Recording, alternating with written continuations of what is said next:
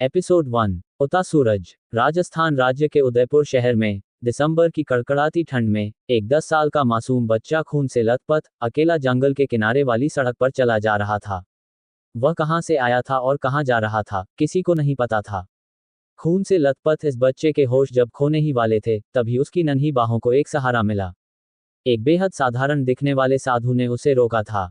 साधु की आंखें खून के परे उस बच्चे की भोली और काली आंखों को देख पा रही थीं। सिर पर हाथ फेरते हुए साधु ने बच्चे से पूछा, तुम्हारा नाम क्या है, बच्चे? भरिगु। छोटे से इस बच्चे की जोशीली आवाज चारों तरफ गूंज गई। इस नाम और आवाज को सुनते ही साधु इस बच्चे से बहुत प्रभावित हो गया और कहा, तुम्हारी आवाज में दम है बच्चे, लेकिन ये बताओ कि तुम्हारी यह हालत कैसे हुई?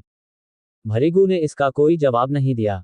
साधु ने भी उसकी चुप्पी का सम्मान करते हुए उसके घाव पर एक लेप लगाया और उसे खाने को कुछ फल दिए। साधु की निस्वार्थ सेवा देखकर भरिगु की आंखें भर आईं और उसने कहा, थैंक यू, मुझे नहीं पता कि आप कौन हैं, लेकिन आपको देख के मुझे अपने दादाजी की याद आ गई। साधारण दिखने वाला ये साधु असल में काफी महान विद्वान था और अपने सामने खड़े इस बच्चे को देखकर साधु की आंखें चमकने लगी, वही उसका दिल भी पिघल चुका था। उसने भरिगु को गले लगा लिया। साधु ने दूर पहाड़ों की तरफ इशारा करते हुए भरिगु से पूछा, क्या तुम मेरे साथ रहना चाहोगे? मैं उस पहाड़ पर रहता हूँ। भरिगु ने साधु की आंखों को देखते हुए कहा, वैसे तो मेरी माँ ने किसी अनजान आदमी के साथ कहीं जाने को मना किया था, लेकिन आपने मुझे खाना दिया और मेरी चोट को राहत भी दी, और इस वक्त वैसे भी मेरे पास कोई घर नहीं है, इसलिए मैं आपके साथ चलने को तैयार हूँ। भरिगु की समझ को देखकर साधु को बिल्कुल भी हैरानी नहीं हुई। वह अपनी उम्र से ज्यादा समझदार और तेजस्वी था। साधु मुस्कुराए और भरिगु को अपने साथ लेकर पहाड़ों की तरफ चल पड़े। भरिगु उस पहाड़ पर 10 साल से ज्यादा समय तक रुका और इन 10 सालों में उसने साधु की बहुत सेवा की। तपस्या करते हुए एक दिन साधु को बहुत तेज बुखार आ गया था और उनका पूरा शरीर दर्द कर रहा था। भरिगु ने ऐसे में उनकी पीठ पर मालिश करना शुरू किया। उसकी छूअन महसूस करके साधु ने हैरानी से कहा, भरिगु, तुम्हारी उंगलियों में तो चमत्कार है। कुछ ही मिनटों में मेरे पूरे शरीर का दर्द खत्म हो गया और बुखार भी पहले से कम हो गया है। ये सब तुमने कहाँ से सीखा? मेरे दादाजी को योग का अच्छा ज्ञान था, उन्होंने ही बचपन में मुझे ये सब सिखाया। भरिगु ने मालिश करते हुए जवाब दिया। साधु जानते थे कि भरिगु कोई साधारण बालक नहीं था और उसकी बातों से खुश होकर उन्होंने कहा, अगर ऐसा है तो मैं तुम्हें कुछ खास कलाएं सिखाऊंगा जो तुम्हें जीवन में बहुत आगे लेकर जाएंगी। तुम्हारी शिक्षा की जिम्मेदारी अब मैं लेता हूँ। अगले कुछ सालों तक साधु ने भरिगु को वैदिक शिक्षा के साथ साथ मार्शल आर्ट्स, आयुर्वेद और एक्यूप्रेशर चिकित्सा जैसी बहुत सी कलाएं सिखाईं। जब तक भरिगु 20 साल का हुआ, तब तक साधु को उस पर खूब गर्व होने लगा था। साथ ही अपने प्रिय शिष्य की तरह उनका प्रेम उन्हें भरिगु के आने वाले जीवन के बारे में चिंतित भी कर रहा था। दुनियादारी से बाहर पला बड़ा भरिगु आखिर पूरी जिंदगी साधु की सेवा में नहीं काट सकता था। एक दिन साधु ने भरिगु को बुलाया और कहा, तुमने मेरी बहुत सेवा की और मैं तुमसे बहुत खुश हूं। मेरे पास तुम्हारे लिए एक तोहफा है। एक भले परिवार का मुझ पर एक कर्ज था, जिसे चुकाने के लिए वे मेरे शिष्य को एक नई जिंदगी देने वाले थे। उस परिवार के मुखिया ने अपनी छोटी पोती की शादी मेरे कहने अनुसार करने की कसम खाई थी। और अब मैं चाहता हूं कि उस सुपुत्री से तुम्हारा विवाह हो ताकि तुम इस दुनिया में एक नया दौर शुरू कर सको। ये लो उस वादे का प्रमाण पत्र, तुम इस पर लिखे हुए पते पर जाओ और अपने विवाह का प्रस्ताव रखो। साधु ने भरिगु को एक कागज देते हुए कहा। अब तक भरिगु एक जवान और होशियार लड़का बन चुका था और अपने गुरु के आदेश का पालन करना वह उचित मानता था। वैसे भी पहाड़ों पर भरिगु को कभी कभी एक परिवार की कमी तो खलती ही थी, इसलिए भरिगु ने अपने गुरु का आदेश मानना ही सही समझा। अगले कुछ दिनों में साधु की कुटिया को छोड़कर भरिगु पहाड़ से नीचे उतर आया। नीचे उतरकर उसने एक बार पहाड़ की चोटी पर बनी उस साधारण सी कुटिया को देखा जिसे उसने अपने घर मान लिया था।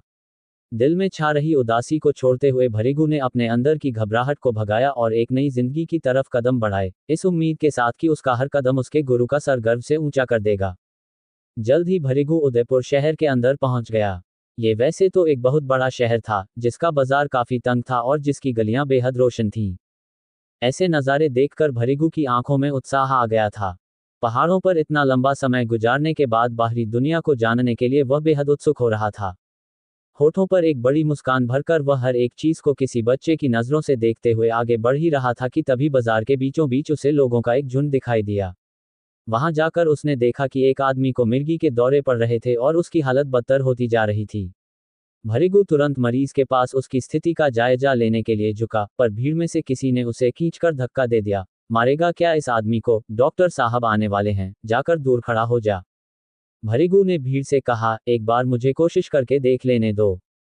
किसी ने उसका मजाक बनाते हुए पूछा, कौन से अस्पताल का डॉक्टर है रे तू? इतने में एक आदमी भीड़ को चीरते हुए मरीज के पास जाने लगा। आप लोग हटिए, मुझे रास्ता दीजिए, मैं सरकारी हॉस्पिटल का डॉक्टर हूँ। मेरा नाम महेंद्र है, इस आदमी को थोड़ी हवा चाहिए। हटिए हटिए। ये सुनकर भीड़ ने उन्हें रास्ता दे दिया। मरीज के पास पहुंचते ही डॉक्टर अपनी किट लेकर बैठ गए। बड़ी सी किट और उनका चश्मा इस डॉक्टर के व्यक्तित्व को काफी प्रभावशाली बना रहा था। कुछ देर बाद डॉक्टर महेंद्र ने मरीज के सीने पर जोर से दबाव डाला। उन्हें ऐसा करते देख भरिगु ने कहा, गुरुजी, मुझे नहीं लगता इस तरीके के उपचार से मरीज पर कोई फर्क पड़ेगा। डॉक्टर महेंद्र ने भरिगु की तरफ मुड़कर देखा और हंसते हुए कहा, मैं डॉक्टर हूं, तुम्हारा गुरु नहीं, और वो भी गवर्नमेंट हॉस्पिटल का सीनियर डॉक्टर हूं।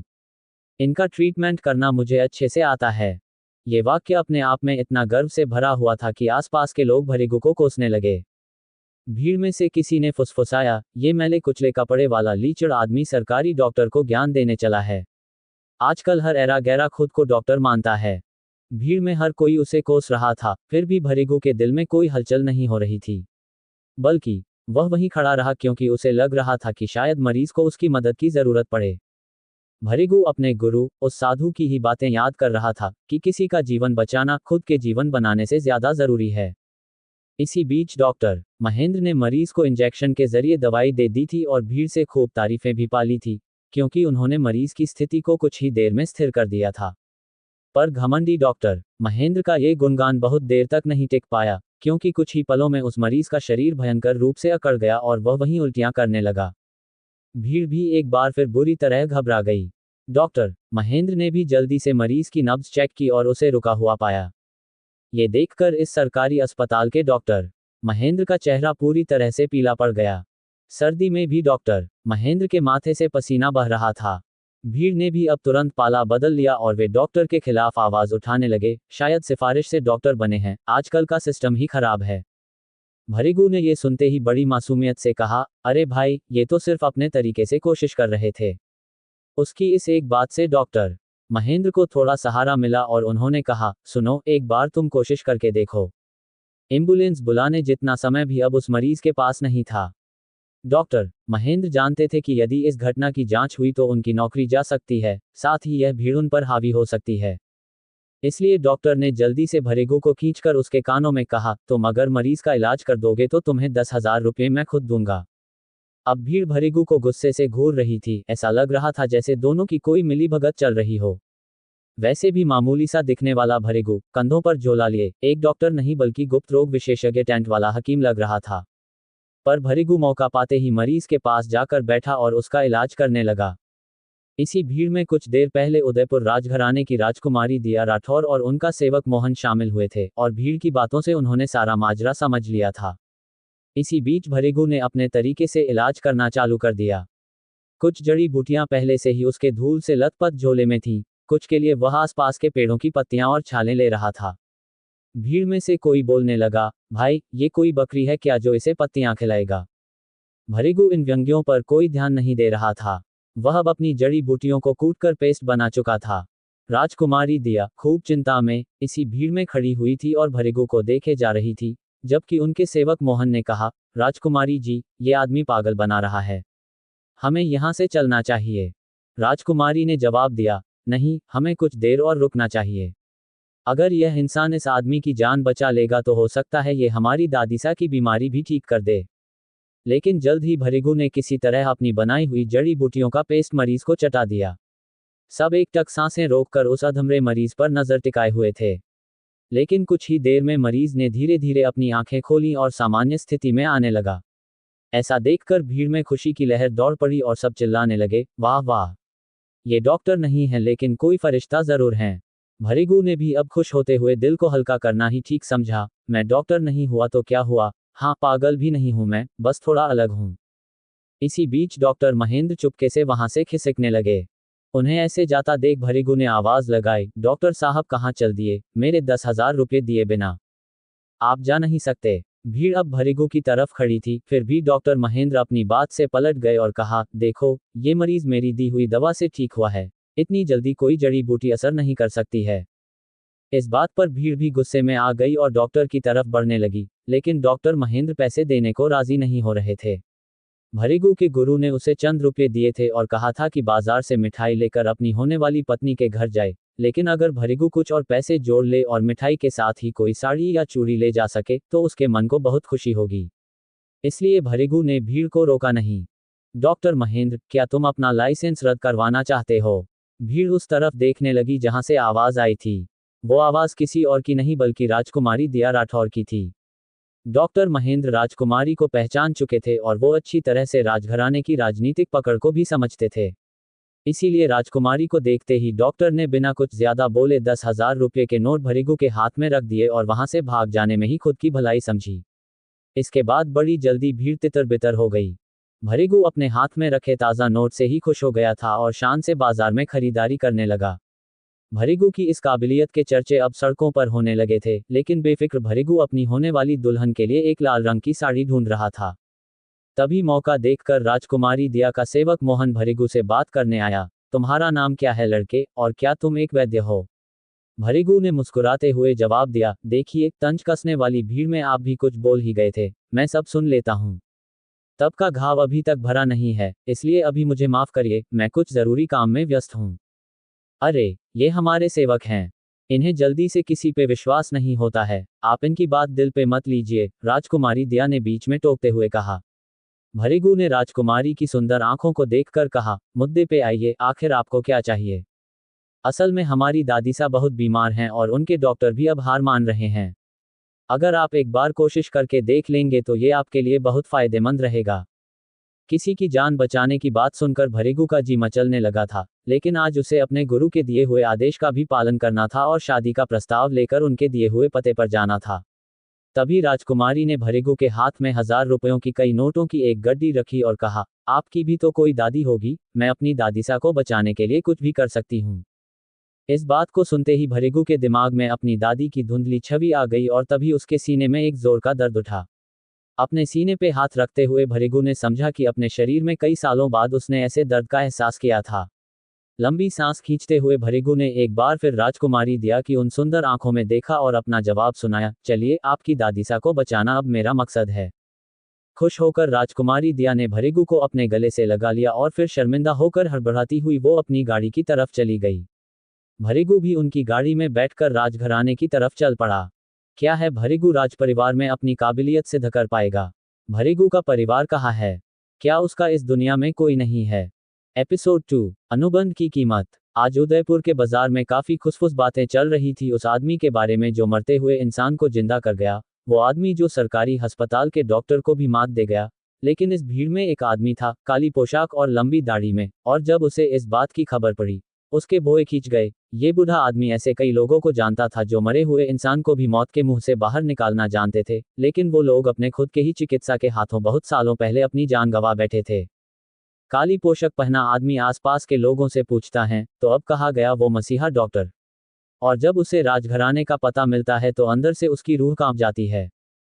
वहीं दूसरी तरफ हवा की गति से गाड़ी राजघराने पर पहुंचने ही वाली थी। राजकुमारी दिया के चेहरे पर खूबसूरती के साथ ही बहुत खुशी दिख रही थी। भरिगु भी अपने हाथ में 2,000 के कई नोटों की गड्डी को दबाए हुए था और सोच रहा था कि अब वो अपनी होने वाली पत्नी को क्या क्या खरीद के देगा।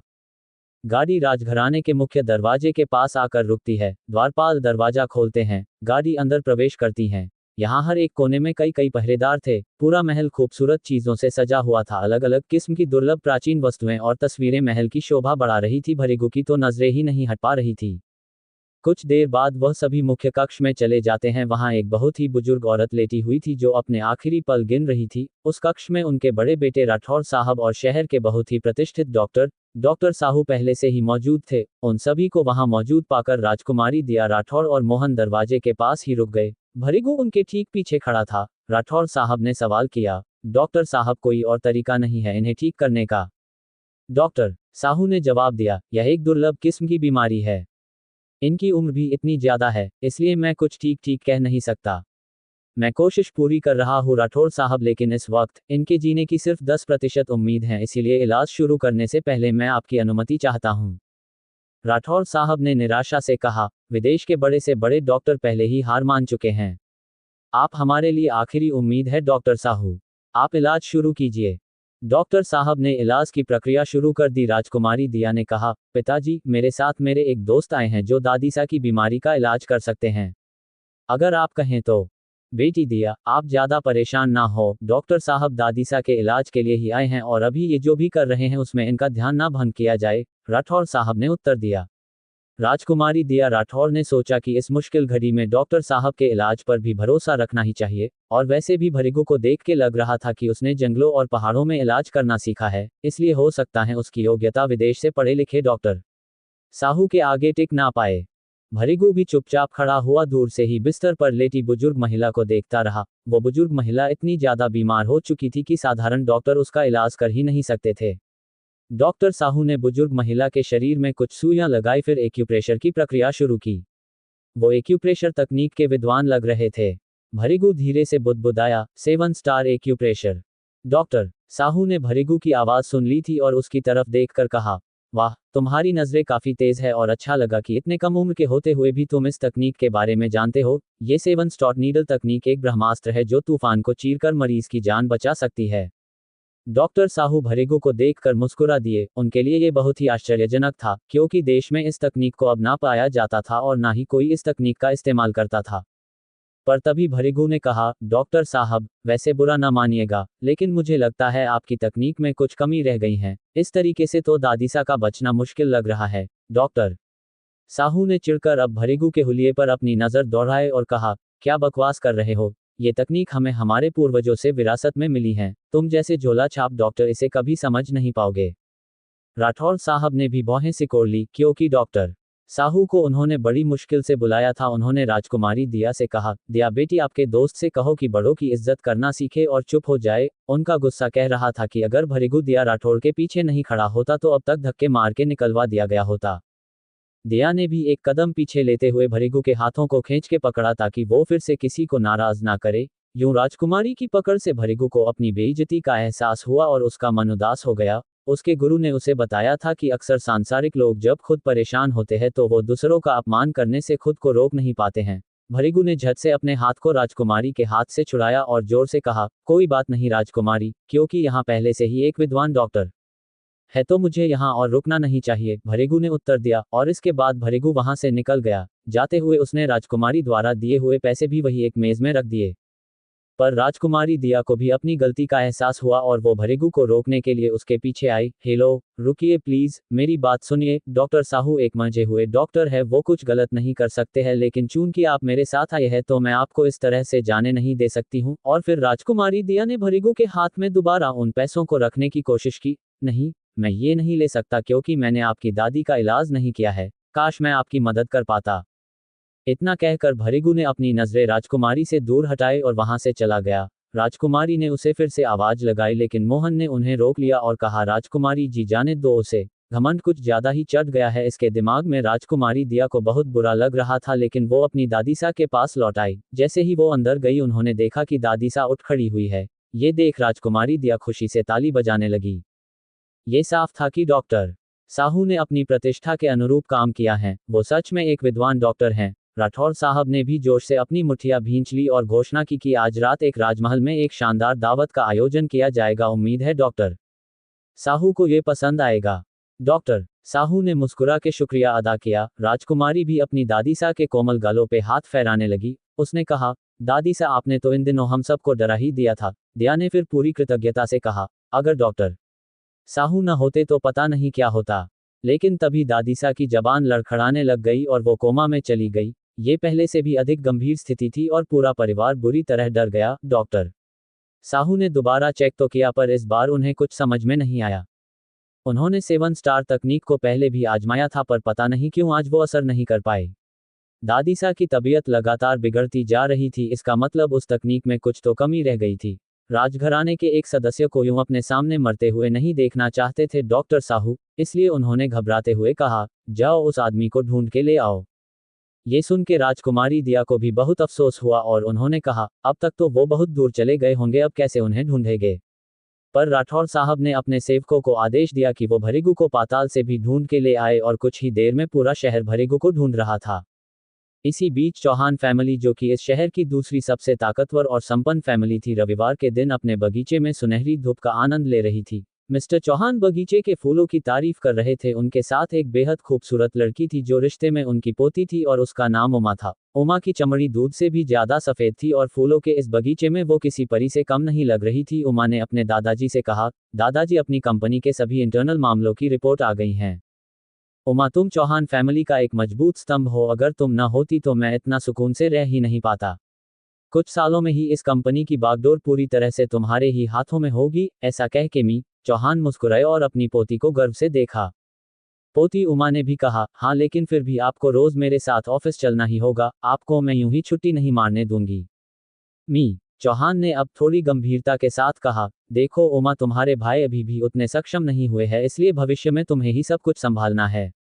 उमा समझदार और आत्मविश्वासी लड़की थी और मी चौहान उसकी नेतृत्व करने की क्षमता को कंपनी की ताक बनाना चाहते थे। वो बहुत ही कम उम्र में कंपनी की डायरेक्टर बन गई थी और साथ ही सब लोग उसे इस शहर की सबसे शक्तिशाली महिला का दर्जा भी देते थे। उसका आत्मविश्वास उसकी बाहरी सुंदरता को और भी बढ़ाता था। शादी की उम्र हो जाने के बाद तो देश भर के हजारों योग्य लड़के उसके दीवाने थे। तभी एक सेवक आया और मी चौहान से बोला, साहब, द्वार पे एक लड़का आया है और वो कह रहा है कि वो शादी का प्रस्ताव लेकर आया है। ये बात सुन के उमा जोर से हंस दी और बोलने लगी, एक और रिश्ता, और वो भी सीधा घर के दरवाजे पर आकर। कोई सरफिरा होगा, उसे कह दो जाए यहाँ से, क्योंकि हम अपना मनोरंजन खुद ही कर लेते हैं, उसकी जरूरत नहीं है। ये सुन के सेवक जाने लगता है, लेकिन तभी सेवक के पीछे फटे पुराने कपड़े पहना हुआ भृगु घूमता हुआ अंदर गार्डन में आ जाता है और उसे देखकर ना जाने क्यों मिस्टर चौहान को कुछ याद आता है। तभी उमा भृगु का मजाक बनाते हुए जोर से पूछती हैं, ओह हेलो, किसने भेजा है तुम्हें? भृगु की आंखें तो पहले से ही प्रेम से भरी हुई थी। बड़ी नम्रता से चलकर वो उमा के पास आता है और कहता है, मेरे गुरु ने मुझे यहाँ भेजा है एक वादे के साथ। वादे के अनुसार मेरा विवाह इस परिवार की किसी हमउम्र महिला से होना चाहिए। मी चौहान ये सुनकर सबसे ज्यादा चौंक जाते हैं। उमा, जो पहले मजाक बनाते हुए हंस रही थी, अपने दादाजी को यूं सख्त होते देख कहती हैं, दादाजी, ये क्या कह रहा है? उमा ने झल्लाते हुए पूछा। मी चौहान ने गंभीरता के साथ पुराने दिनों को याद करते हुए कहा, ये उन दिनों की बात है जब मैं बहुत आर्थिक परेशानियों से गुजर रहा था और मेरे सबसे बुरे दिनों में मुझे एक विद्वान का मार्गदर्शन मिला था, जिसकी बदौलत हम आज इस मुकाम पे पहुंचे हैं। उस वक्त मैं एक जवान युवक था और वो जमाना भी कुछ और था। उनकी दयालुता का एहसान चुकाने के लिए मेरे पास पैसे नहीं थे, लेकिन मैंने उनके हवाले एक विवाह अनुबंध किया था, जिसके तहत उनके परिवार का कोई सदस्य हमारे परिवार से शादी कर सकता है। इतने साल बीत गए, मैंने उस अनुबंध को एक मजाक समझ के भुला दिया था, लेकिन मैंने नहीं सोचा था कि ये एक दिन हकीकत बनकर खड़ा हो जाएगा। उमा को भी ये सब एक मजाक लग रहा था। उसने व्यंग्यात्मक रूप से मुस्कुराते हुए कहा, इस तरह के अनुबंध वाले विवाह अब पुराने हो गए हैं, और क्या आप भूल गए कि मेरे लिए देश भर से एक से बढ़कर एक रिश्ते आ रहे हैं? ऐसे में मैं इस भिखमंगे से कैसे शादी कर सकती हूँ? ये बात भृगु के कानों में पड़ी और उसकी उम्मीदें किसी पत्थर लगे शीशे की खिड़की की तरह बिखरने लगे। उसके हाथ में बाजार से खरीदी हुई छोटी छोटी चीजों के काफी सारे उपहार थे, जो अब उसके हाथ से सरकते जा रहे थे। मी चौहान ने अब आगे बढ़ के जोशीले तरीके से भृगु का स्वागत किया और ये देखकर उमा के मुंह से डर और दर्द से भरी एक आन निकल गई। यूं ही एक पल में उसके भाग्य यूं बदल जाएंगे, ये उसने कभी सपने में भी सोचा नहीं था और ना ही उसने कभी उम्मीद की थी कि उसका होने वाला पति यूं फटे और मैले कपड़ों में उसके घर आएगा। Episode 3, thank you. चौहान परिवार के आलीशान गार्डन में माहौल बहुत गर्मजोशी भरा था। भृगु ने विनम्रता से मिस्टर चौहान से कहा, मैं अपने गुरु के आदेश से आपका दामाद बनने का प्रस्ताव लेकर आया हूँ। ये कुछ उपहार उन्होंने भेजे हैं। मिस्टर चौहान मुस्कुराते हुए बोले, ऐसी भी क्या जल्दी थी? उम्मीद करता हूँ तुम्हारे गुरु का स्वास्थ्य अच्छा होगा। वह बहुत दयालु है, मुझे अक्सर उनकी याद आती है। भृगु वैसे तो उमा की कठोर बातों से थोड़ा परेशान हो गया था, लेकिन अब वो मुस्कुराया और कहने लगा, मैंने आशा नहीं की थी कि आप उन्हें इतना याद करेंगे। इसी बीच उमा बोल पड़ी, दादाजी, क्या आप वाकई में चाहते हैं कि मैं इससे शादी करूं? मैं मर जाऊंगी, लेकिन ऐसे आदमी से शादी नहीं करूंगी। उमा ने अपना इरादा स्पष्ट कर दिया था। मिस्टर चौहान तिलमिलाते हुए बोले, क्या तुम्हें दिखाई नहीं दे रहा कि घर में मेहमान आया हुआ है? तुम इतनी बदतमीज कैसे हो सकती हो? उमा के इन शब्दों से भृगु को और भी आघात पहुंचा था। उमा ने कहा, दादाजी, मेरे भी कुछ स्टैंडर्ड्स हैं, देखो ये कैसा फकीर जैसा दिख रहा है। क्या आपको वाकई लगता है ये मेरे लायक है? मुझे ये शादी बिल्कुल मंजूर नहीं है। उमा ने बिल्कुल मुनहफट होकर यह बात कह दी। हालांकि उन्हें उमा की बातें सही लग रही थीं, लेकिन फिर भी मिस्टर चौहान दुविधा में पड़ गए। उन्होंने नकली मुस्कुराहट के साथ भृगु से कहा, देखो भृगु, मेरे किए हुए अनुबंध को कई साल हो गए हैं। कई बार इंसान छोटी उम्र में भावनाओं में बहकर कुछ वादे कर देता है। मैं समझता हूं कि तुम मेरी बात समझ रहे होगे। क्या अभी भी ये छोटे मोटे कागज के टुकड़े को आधार बनाकर तुम मेरी पोती से शादी करना चाहते हो? तो क्या चौहान परिवार अनुबंध तोड़ना चाहता है? भृगु ने कड़क लहजे में कहा। भृगु की परवरिश के हिसाब से अपने वादे तोड़ना बहुत ही अनुचित बात थी। तभी उमा कह बैठी, क्या तुम्हें ये सब एक मजाक लगता है? हमारे परिवार की इस शहर में काफी इज्जत है, और ये सब मेरे दादाजी की मेहनत की वजह से हुआ है। तुम्हारे गुरु के हमारे परिवार पर किए हुए एहसान की वजह से तुम हमें ब्लैकमेल नहीं कर सकते। एहसान के बदले में शादी का रिश्ता जोड़ना सरासर गलत बात है। तुम मुझसे शादी करने का ख्याल भी अपने दिमाग से निकाल दो, समझे? चौहान साहब ने भी अब उमा को रोकते हुए अपने हाथ जोड़े और भृगु से कहा, देखो, मैं इसके बदले में तुम्हें मुंहमांगी रकम दे सकता हूं। भृगु को पिछले कुछ ही लम्हों में उमा से नफरत जैसी होने लगी थी। उसने कहा, मैं पहाड़ों से उतरकर आपके घर इसलिए आया क्योंकि मेरे गुरु का आदेश था, लेकिन आपकी दौलत मेरे लिए मिट्टी के बराबर है। एक बार फिर उमा भृगु और अपने दादाजी के बीच आकर खड़ी हो गई और कहा, खाने के तो तुम्हारे पास पैसे नहीं होंगे, लेकिन अकड़ देखो। एक बार पूछ तो लो कि तुम्हें कितने पैसे मिल सकते हैं। उमा की नज़र में भृगु एक बहुत ही बेकार किस्म का व्यक्ति था, और जिस तरह के रिश्ते उसके लिए आ रहे थे, भृगु तो उनके पैरों की धूल के बराबर भी नहीं था। भृगु ने भी अब तंज कसते हुए कहा, मिस्टर चौहान, आपने दुनिया भर की दौलत जमा कर रखी है, लेकिन विचारों से आपका परिवार आज भी बिल्कुल गरीब है, क्योंकि आप अपनी जुबान की कीमत तक नहीं लगा पा रहे हैं। किसी को दिए हुए वचन को तोड़ने के लिए आप चंद पैसों का सहारा ले रहे हैं। उमा ने जवाब दिया, हाँ तो क्या करें, तुम जैसे जाहिल इंसान से शादी करा दें मेरी। अगर तुम्हें पता होता कि मैं कौन हूं, तो तुम्हारी हिम्मत नहीं होती अपना रिश्ता मेरे पास लेकर आने की। मिस्टर चौहान ने भी अब मामला संभालते हुए कहा, देखो, हम कुछ बहुत गलत नहीं मांग रहे हैं। तुम्हारे गुरु को अब भी मैं बहुत इज्जत देता हूं, लेकिन अभी कुछ दिनों पहले ही एक बहुत ही संपन्न परिवार का रिश्ता उमा के लिए आया था। उस परिवार से उमा की शादी हो जाने के बाद चौहान परिवार का स्तर बहुत ऊंचा उठ जाएगा, और वह भी खुश रहेगी। क्या हम एक अनुबंध की वजह से उस रिश्ते को मना कर दें? क्या यह उचित होगा? शहर में आने के बाद भृगु का दिन आज काफी बुरा चल रहा था। हालांकि उसे 10,000 रुपये मिल गए थे, लेकिन उसके सीने में शहरवासियों के लिए क्रोध भी भरता जा रहा था। दर्द भरी आंखों के साथ मुस्कुराते हुए अब वह बोला, अगर ऐसा है, तो इस अनुबंध की अब मुझे कोई जरूरत नहीं है। ये कहते हुए भृगु ने उस कागज के टुकड़े टुकड़े कर दिए और वहां से जाने लगा। पर उमा ने उसे रोका और कहा, ये तुम्हारे बाप का घर नहीं है। जो कचरा तुमने किया है ना, उसे उठाकर लेकर जाओ, नहीं तो यहां से जा नहीं पाओगे। भृगु ने अब अपने गुस्से को ललकारते हुए कहा, और अगर मैं ना उठाऊं तो? तुम्हारी अकड़ देखकर लगता है तुम्हारा कारोबार और साम्राज्य अब ज्यादा दिनों तक टिक नहीं पाएगा। भृगु ने दो टूक जवाब दिया। ये सब सुनकर उमा गुस्से से तिलमिला गई और चिल्लाते हुए वहां मौजूद सेवकों से बोली, तुम सब खड़े खड़े क्या देख रहे हो? यह इतना कुछ बोल गया और अभी भी जिंदा खड़ा है। 6-7 लंबे चौड़े आदमी भृगु की तरफ हमला करने के लिए आगे बढ़े। मिस्टर चौहान खामोशी से ये सब नज़ारा देखते रहे। भृगु भी मुंहतोड़ जवाब देने के लिए तैयार हो गया। इससे पहले कि यह लड़ाई आगे बढ़ पाती, चौहान फैमिली के मुख्य दरवाजे पर 1 दर्जन से ज्यादा गाड़ियां आकर रुक गईं। गाड़ी में से काला कोट और काला चश्मा पहने हुए एक आदमी उतरा, जिसके मुंह में सिगार था। ये और कोई नहीं, राठौड़ साहब थे। उन्हें देखकर मिस्टर चौहान चौंक गए। वह तेजी से दरवाजे की तरफ भागे, लेकिन राठौड़ साहब ने उनकी तरफ देखा तक नहीं। वह सीधे भृगु की तरफ गए और कहने लगे, मेरी माता जी हद से ज्यादा बीमार हैं, वह लगभग मरने की हालत में हैं। उम्मीद करता हूं कि आप हमारी कुछ मदद कर सकें। भृगु ने कुछ नहीं कहा और वह चुपचाप कार की तरफ चल दिया। लेकिन चौहान फैमिली द्वारा किए गए अपमान से उसके दिल और दिमाग में हलचल मच गई थी। वह बस यही सोच रहा था कि अगर उमा से उसकी शादी हो जाती तो क्या होता। भृगु ने पिछले कुछ दिनों में अपनी शादी और होने वाले परिवार के कई सपने देख लिए थे। पहाड़ों से बहुत से साधु उसकी शादी में आते, उसे आशीर्वाद देते, सब बहुत खुश होते। लेकिन उसे इस तरीके से ठुकराए जाने की उम्मीद कतई नहीं थी। वहीं मिस्टर चौहान भी भृगु को राठौड़ साहब की कार में बैठते हुए देखकर बहुत चिंतित थे। राठौर साहब की फैमिली शहर की सबसे शक्तिशाली फैमिली थी। वो एक राजा हैं, उनके सामने कोई भी गुस्ताखी नहीं कर सकता है। लेकिन ये जंगलों से आया भृगु इतना प्रभावशाली था कि खुद राठौर साहब उसके लिए आ गए थे। मिस्टर चौहान को यकीन होने लगा था कि कुछ बहुत गलत हो गया है। जब राठौर साहब चले गए तो उमा ने अपने सेवकों से कहा, इसको याद रखना, ये कभी भी हमारे आसपास नहीं नजर आना चाहिए। ये सुनते ही मिस्टर चौहान ने उमा को गुस्से और निराशा से देखा, जैसे आज तक जिंदगी में कभी नहीं देखा था। उमा को भी ऐसा लगा जैसे किसी ने उसके चेहरे पर थप्पड़ जड़ दिया हो।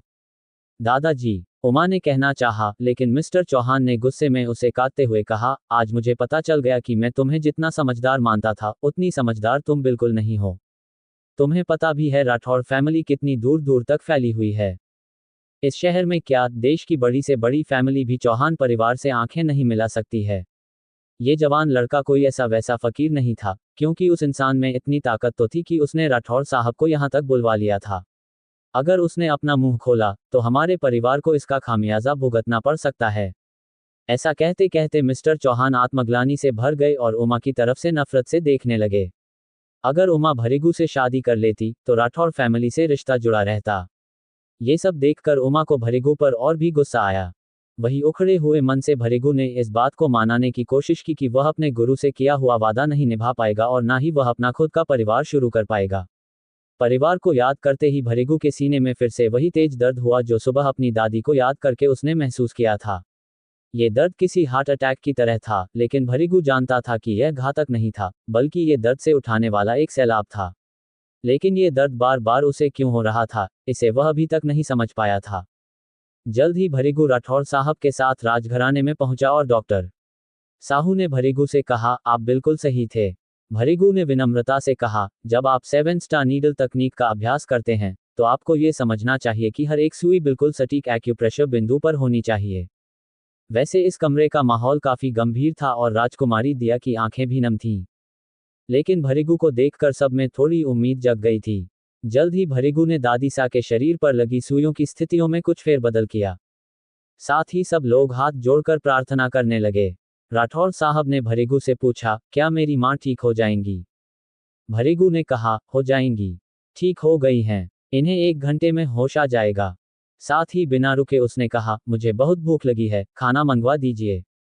भृगु की बात सुनकर सब ने राहत की सांस ली। अब डॉक्टर साहू ने भी दादीसा के करीब जाकर देखा। जब उन्होंने इलाज किया था तो दादीसा की स्थिति लगभग मरने जैसी हो गई थी और उनका शरीर अकड़ गया था, पर अब तो वह बिल्कुल आराम से सांस ले रही हैं। राजकुमारी दिया ने भृगु से कहा, मैं आपको तहे दिल से थैंक यू कहना चाहती हूँ। अगर आप ना होते तो आज हमारी दादीसा हमारे बीच नहीं होती। भृगु ने राजकुमारी दिया के हाथों को अपने हाथ में लेते हुए कहा, मुझ पर विश्वास करने के लिए थैंक यू। भृगु जब से इस शहर में आया था, नई भाषा और नए वाक्य सीख रहा था। इसी बीच डॉक्टर साहू ने मजाकिया अंदाज में कहा, अरे आप तो इतनी कम उम्र में ही बहुत विद्वान बन गए हैं, ये बताइए क्या मैं आपका शिष्य बन सकता हूँ? भृगु ने कहा, सर आप क्यों मुझे शर्मिंदा कर रहे हैं, और वैसे भी चिकित्सा विज्ञान के क्षेत्र में उम्र नहीं, योग्यता मायने रखती है। राठौर साहब ने अब भृगु के कंधे पर हाथ रखते हुए कहा, ये बात तो किसी भी क्षेत्र के लिए सही है। डॉक्टर साहू ने कहा, अब आप बात को टाल रहे हैं। भृगु ने भोले अंदाज में कहा, ठीक है, मैं आपको ये 7 स्टार नीडल तकनीक फिर से बताऊंगा, लेकिन बदले में मैं आपसे बहुत सारी चीजें सीखूंगा। डॉक्टर साहू मुस्कुराए और बोले, मंजूर। बातों ही बातों में खाना बनकर तैयार हो गया और भृगु ने जमकर भोजन किया। भृगु हाथ और उंगलियों को चाटकर यूं खाने का आनंद ले रहा था कि उसे देख के सभी को खुशी महसूस हो रही थी। भोजन के बाद भृगु के सामने एक बड़ा सा सूटकेस रख दिया गया। जब सूटकेस को खोलकर भृगु ने देखा तो पाया कि वह पूरा पैसे से भरा हुआ था। भृगु ने इतने पैसे की उम्मीद भी जिंदगी में कभी नहीं की थी और न ही उसे इतने पैसे की जरूरत थी। राठौर साहब, मैं समझ सकता हूं कि आपका दिल बहुत बड़ा है, लेकिन आप ये रुपए अपने पास ही रखिए। मैं ये नहीं ले सकता। आपकी माँ ठीक हो गई, यही मेरे लिए बहुत है। राठौर साहब भृगु की इस बात से और भी ज्यादा प्रभावित हुए और कहा, अगर आप पैसे स्वीकार नहीं करना चाहते हैं तो कोई बात नहीं, मैं आपको राजपरिवार का सुप्रीम कार्ड देता हूँ। राठौर साहब की यह बात सुनकर वहां मौजूद सभी लोग चौंक गए, क्योंकि राजपरिवार का सुप्रीम कार्ड कोई आम भेंट नहीं थी। एपिसोड 4 राजयोग। राठौर साहब के द्वारा भृगु को सुप्रीम कार्ड मिलता देख वहां मौजूद सभी लोगों में हलचल मच गई। राठौर साहब द्वारा भरिगु को दी जा रही इज्जत की वजह से भरिगु का मान भी एकाएक बढ़ गया था। सुप्रीम कोर्ट के बारे में कुछ भी ना जानने की वजह से भरिगु ने यह भेंट खुशी खुशी स्वीकार कर ली। आपने मेरी माता जी की जान बचाई है। इस एहसान के बदले में ये सुप्रीम कोर्ट तो एक बहुत ही तुच्छ भेंट है। फिर सभी ने एक स्वर में राठौर साहब के इस निर्णय का स्वागत किया। राठौर साहब ने आगे कहा, तुम अब हमारे परिवार के सदस्य जैसे हो, क्योंकि राज परिवार की तरफ से यह कार्ड उन्हीं लोगों को मिलता है जिन्हें हम दिल से अपना मान लेते हैं। भरिगु ने भी खुशी खुशी अपने हाथ में रखा चमकीला कार्ड देखा और कहा, इस सम्मान के लिए मैं आपका दिल से शुक्रगुजार हूं, लेकिन क्या मैं एक बात पूछ सकता हूं? जी हाँ, बेझिझक पूछ सकते हैं, राजकुमारी दिया ने उत्तर दिया। ये सुनकर भरिगु ने अपना सवाल किया, इस कार्ड का क्या उपयोग है? आसपास खड़े लोग ये सुनकर अपनी हंसी दबाने की कोशिश करने लगे। जीवन भर आप और आपका परिवार इस कार्ड का उपयोग करके अपनी जरूरत का कोई भी सामान मुफ्त में खरीद सकते हैं। इस पूरे राज्य में ये कार्ड वैध है। सारा खर्चा राज परिवार द्वारा उठाया जाएगा। गर्व से राजकुमारी दिया ने भरिगु को ये बताया। भरिगु का मुंह खुला का खुला रह गया और वह सिर्फ इतना ही बोल पाया, बहुत खूब। राठौर साहब ने भी मुस्कुराते हुए कहा, अब आप राज परिवार के ही सदस्य हैं, तो ये कार्ड तो कुछ भी नहीं है। उन्होंने आगे कहा, मुझे पता लगा कि चौहान फैमिली में आज आपके साथ क्या हुआ था। आप फिक्र मत करिए, मैं सब देख लूंगा। आप बिल्कुल भी दिल पर मत लीजिए उन बातों को। पर भरिगु ने मुस्कुराते हुए कहा, आप चौहान फैमिली से बात करने की तकल्लुफ मत कीजिए, राठौर साहब। दरअसल भरिगु ने चौहान परिवार के प्रति अपने गुस्से को थूक के दूर कर दिया था। लेकिन राठौर परिवार इस शहर का सबसे शक्तिशाली परिवार था, तो उनके लिए चौहान परिवार से किसी बात को मनवाना कोई मुश्किल काम नहीं था। इसलिए राठौर साहब मुस्कुराते हुए बोले, आप ये सब मुझ पर छोड़ दीजिए। भरिगु ने फिर कहा, नहीं नहीं, ये हमारा आपसी मामला है, मैं सब संभाल लूंगा। फिर भी मदद के लिए आपका बहुत बहुत धन्यवाद। राठौर साहब भरिगु की हर बात से और भी ज्यादा प्रभावित होते जा रहे थे। उन्होंने कहा, तब तो आपको चमत्कारी डॉक्टर भरिगु के नाम से बुलाया जाना चाहिए। ये सब सुनकर वहां मौजूद सभी लोग हंस पड़े। भरिगु के चेहरे पर भी मुस्कुराहट आ गई और उसने हाँ में सिर हिला दिया। कुछ देर बाद भरिगु राठौर साहब और राजकुमारी दिया को बाय कहते हुए राजमहल से निकल पड़ा। भरिगु के जाने के बाद डॉक्टर साहू ने सुखद आश्चर्य से कहा, मैंने ऐसा आदमी पूरी दुनिया में नहीं देखा, और मैंने पिताजी की आंखों में इतना सम्मान दुनिया में किसी के लिए नहीं देखा। राजकुमारी दिया ने बीच में चुटकी लेते हुए कहा। राठौर साहब बोलने लगे, अरे नहीं नहीं, मेरी आंखों में सीनियर डॉक्टर साहू के लिए भी उतना ही सम्मान है। डॉक्टर साहू ने पूछा, राठौर साहब, क्या ये व्यंग्य है या तारीफ? राठौर साहब ने कहा, आपको जो भी ठीक लगे आप मान सकते हैं। हंसी ठहाकों के बीच रात और गहरी होती जा रही थी। इधर भरिगु के पास सुप्रीम कार्ड तो था, लेकिन न अब उसके जीवन का कोई लक्ष्य था और न ही रात को सोने के लिए कोई जगह थी। अंधेरी रात में भटकता हुआ वह चला जा रहा था। बीच में कुछ हमउम्र लड़कों ने भरिगु को शराब की एक बोतल भी थमा दी थी, जिसे बिना समझे भरिगु पी गया और इसीलिए वह अब झूमते हुए आगे बढ़ रहा था। तभी वही काले पोशाक वाला आदमी धीरे धीरे भरिगु के पीछे चलने लगा। उसकी लंबी दाढ़ी ने उसके चेहरे को छुपाया हुआ था और अंधेरा उसके आसपास और गहरा होता जा रहा था। भरिगु को लेकिन शराब के नशे में उस आदमी का एहसास तक नहीं हुआ था। उस आदमी ने अपने हाथ में एक नुकीला इंजेक्शन जैसा कुछ पकड़ा हुआ था और वह भरिगु के एकदम पास पहुंच गया था। तभी रात के अंधेरे को चीरती हुई कुछ जोरदार आवाजों ने भरिगु का नशा चीर दिया। काले पोशाक वाला आदमी भी रात के अंधेरे में कहीं गायब हो गया। भरिगु ने देखा कुछ आदमियों का झुंड दो लोगों के पीछे भागता हुआ यहां आ रहा था। इन दो लोगों में एक का नाम था हरीश और दूसरे का नाम था दानिश। दोनों शहर के एक प्रसिद्ध अखाड़े से संबंध रखते थे। हरीश उस अखाड़े का मुखिया था और दानिश वहां का मुख्य पहलवान। इसी बीच दानिश भरिगु के पास ही रुककर चिल्लाया, कौन हो तुम लोग और किसके इशारे पर यह सब कर रहे हो? लेकिन इन बातों का जवाब देने में वक्त जाया नहीं करते हुए एक गुंडे ने कहा, बस यही कहूंगा, आज तुम दोनों को जिंदा गाड़ने का वक्त आ गया है। अगले ही पल बहुत से गुंडे हरीश और दानिश पर झपट पड़े। दोनों ने उन गुंडों का जमकर मुकाबला किया और ताबड़तोड़ प्रहार से कुछ ही मिनटों में सबको चित कर दिया। लेकिन इसी बीच मौका देखकर गुंडों के लीडर ने अपने कपड़ों में छुपाया हुआ खंजर हरीश के पेट में घोंप दिया। हरीश वही लड़खड़ा कर गिर गया और दानिश ने उसे संभाला। वह लीडर अब हाथ में खंजर लिए दानिश की ओर बढ़ चला जा रहा था। भरिगु, जो अब तक शराब की पूरी बोतल गटक चुका था, धुंधली नजरों से इस पूरे वाकया को देख रहा था और अब एक हत्या का गवाह बनने ही वाला था। तभी गुंडा गुस्से से भरिगु की तरफ बढ़ा, क्योंकि जाने अनजाने ही भरिगु उस गुंडे और हरीश के बीच आ गया था। भरिगु को इस गुंडे का गुस्सा पसंद नहीं आया, तो उसने झट से अपनी जेब से एक सुई निकालकर लीडर के गले में घुसा दी। वह लीडर उसी वक्त जमीन पर गिर गया। भरिगु ने कहा, मैं तो बस तुम्हारे पास से यूं ही गुजर रहा था। मुझे इस तरह से देखने की तुम्हारी हिम्मत कैसे हुई?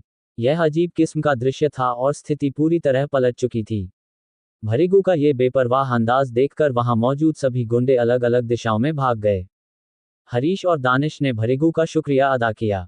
दानिश ने कहा, हम लोगों की जान बचाने के लिए बहुत बहुत धन्यवाद। भरिगु ने जवाब दिया, मैं तो तुम लोगों को जानता ही नहीं हूं। मैं तुम लोगों की जान क्यों बचाऊंगा? उसने बस मुझे गुस्से से देखा और मुझे ये पसंद नहीं आया। इतना कहकर भरिगु बस झूमते गाते हुए वहां से चला गया। हरीश दर्द से कराह रहे थे, लेकिन फिर भी वह दानिश से बोला, इस आदमी का पता करो। ये कौन है और कहां से आया है? इसके बाद जल्द ही उनके अखाड़े के कुछ और पहलवान वहां आ गए और दोनों को वहां से ले गए। इसी बीच आगे रास्ते में कहीं भरिगु लड़खड़ा कर गिर गया और अपनी सुध बुध खो बैठा। उसे होश तब आया जब सूरज की किरणें उसके चेहरे पर पड़ीं। जब उसने आंखें खोलीं, तो उसके आसपास का परिवेश पूरी तरह बदल चुका था। यह एक कमरा था जिसमें लकड़ी का एक छोटा सा पलंग था, जिस पर भरिगु लेटा हुआ था। उसके बगल में एक लकड़ी की मेज थी। छत के रूप में एक छप्पर था जिससे सूरज की रोशनी कमरे में आ रही थी। तुम उठ गए बच्चे, एक बुजुर्ग आदमी कमरे के अंदर प्रवेश करते हुए बोला। यह अदरक वाली चाय पी लो, तुम्हें अच्छा लगेगा। मैं कहाँ हूँ? भरिगु अचंभित होकर बोला। यह उदयपुर शहर का एक गांव है, फलासिया। ओहो, अच्छा अच्छा, आप कौन हैं? भरिगु ने सवाल किया। मेरा नाम तो शंभुनाथ है, पर यहाँ सब मुझे काका कहते हैं। कल रात तुमने कुछ ज्यादा ही शराब पी ली थी। नशे की हालत में तुम सड़क पर ही गिर गए थे। वह तो अच्छा हुआ कि कीर्ति को तुम नजर आ गए और उसने तुम्हें वहां से उठाकर यहाँ ले आई, वरना सुध बुध खोकर रास्ते में इस तरह पड़े रहना खतरनाक साबित हो सकता था। भरिगु ने सवाल किया, कौन कीर्ति? वह मेरी पोती है और कॉलेज में पढ़ती है, शंभू काका ने बताया। भरिगु ने आगे कहा, दरअसल मैं शराब नहीं पीता, कल पहली बार ऐसा हुआ। हाँ, ठीक है ठीक है, ज्यादा सफाई मत दो, अब तुम बस अदरक वाली चाय पी लो। शंभू काका के इस बेफिक्र और संवेदनशील अंदाज से भरिगु को बहुत सुकून मिल रहा था। उसे अपने गुरु की और पहाड़ की बहुत याद आ रही थी, लेकिन शंभू काका का घर और वह खुद उसे ना जाने क्यों बहुत अपने से लगने लगे। शंभू काका अपने अच्छे व्यवहार का एहसान जताने की कोशिश नहीं कर रहे थे। उनकी इसी दयालु व्यवहार की वजह से भरिगु को यहाँ घर जैसा लगने लगा। अभी कीर्ति आती होगी, तब तक तुम सो जाओ। वैसे एक बात पूछूं, तुम हो कौन और तुम्हारा नाम क्या है, बेटे? शंभू काका ने भरिगु के सिर पर हाथ फेरते हुए ये पूछा। ये सवाल सुनते ही भरिगु के सीने में फिर से वही दर्द उठा, जो पिछले एक दिन से उसका साथी बनता जा रहा था। उसने प्रणाम करते हुए सिर्फ अपना नाम बताया, भरिगु। शंभू काका ने इस बात को यहीं छोड़ दिया और फिर कुछ ही देर में साइकिल से कीर्ति घर आ गई। कॉलेज ड्रेस में वह बहुत ही सभ्य लग रही थी। दादाजी, मैं आ गई।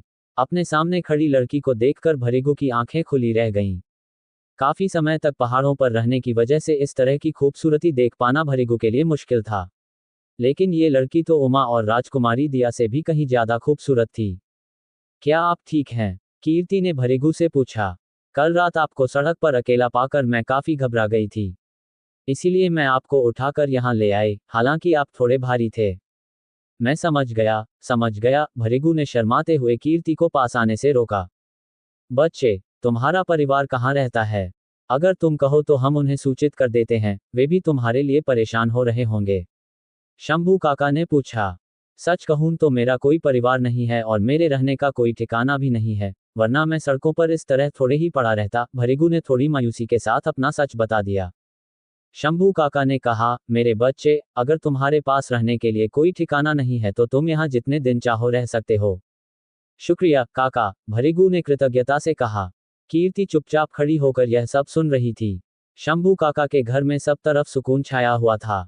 दूसरी तरफ हरीश और दानिश के अखाड़े में हलचल मची हुई थी। हरीश ने दानिश से पूछा, हमारे दुश्मन दिन ब दिन शक्तिशाली होते जा रहे हैं और उनकी हिम्मत भी बढ़ रही है। हमें अपनी भी शक्ति और बढ़ानी होगी। सुनो, क्या तुमने पता किया कल रात वह शक्तिशाली आदमी कौन था जिसने हमारी जान बचाई? दानिश ने कहा, कुछ ज्यादा तो नहीं पता चला है, लेकिन उसका राठौड़ परिवार से कुछ कनेक्शन है। कल के हादसे से थोड़ा दूर ही फलासिया गांव है, यह आदमी वहीं गया है। हरीश ने कुछ सोचते हुए कहा, तैयारी करो, मैं खुद फलासिया गांव जाऊंगा। हरीश भाई, आप क्यों परेशान होते हैं? मैं खुद चला जाऊंगा, दानिश ने जवाब दिया। पर हरीश ने अपने पेट में लगे घाव के दर्द को भुलाते हुए कहा, नहीं, यह आदमी नहीं, एक अफसर है, और उसने मेरी जान बचाई है। उस आदमी से मैं खुद मिलूंगा। तब तक तुम कल के उन सुपारी किलर को, जिसने कॉन्ट्रैक्ट दिया था, ढूंढो। दानिश ने हाँ में सिर हिलाया, क्योंकि हरीश के सामने सवाल करने की उसकी हिम्मत नहीं थी। एपिसोड 5, साल भर का किराया। इधर फलासिया गांव में भरिगू ने शंभू काका के घर को अपना बना लिया था। भरिगू को अपने बचपन के बारे में कुछ खास याद तो थी नहीं, और साथ ही उस बचपन की कुछ धुंधली यादें उसके सीने का दर्द बन रही थीं। पिछली 2 रातों से भरिगू ठीक से सो भी नहीं पाया था। लेकिन शंभू काका और कीर्ति ने जिस तरह का घरेलू वातावरण उसके लिए तैयार किया था, उस वातावरण में भरिगू को खूब सुकून मिलता था, जैसे बरसों का प्यासा पानी के स्रोत पर पहुंचकर महसूस करता है। आज दोपहर के भोजन की तैयारी बड़े जोर शोर से चल रही थी। रसोई घर से बहुत ही अच्छी खुशबू आ रही थी। शंभू काका और कीर्ति ने बड़ी मेहनत से वहां का स्थानीय खाना दाल बाटी चूरमा तैयार किया था। भरिगू को भी जब से शहर के मसाले वाले खाने का स्वाद आ गया था, वो तब से अपनी जीभ को हर तरह के खाने से मिलवा रहा था। लेकिन आज जो खुशबू खाने से आ रही थी, वह बाजार में उसे कभी नहीं मिली थी। ये बेहद अलग किस्म की खुशबू थी। भरिगू ने कहा, दिखने में तो ये सब बहुत अच्छा लग रहा है।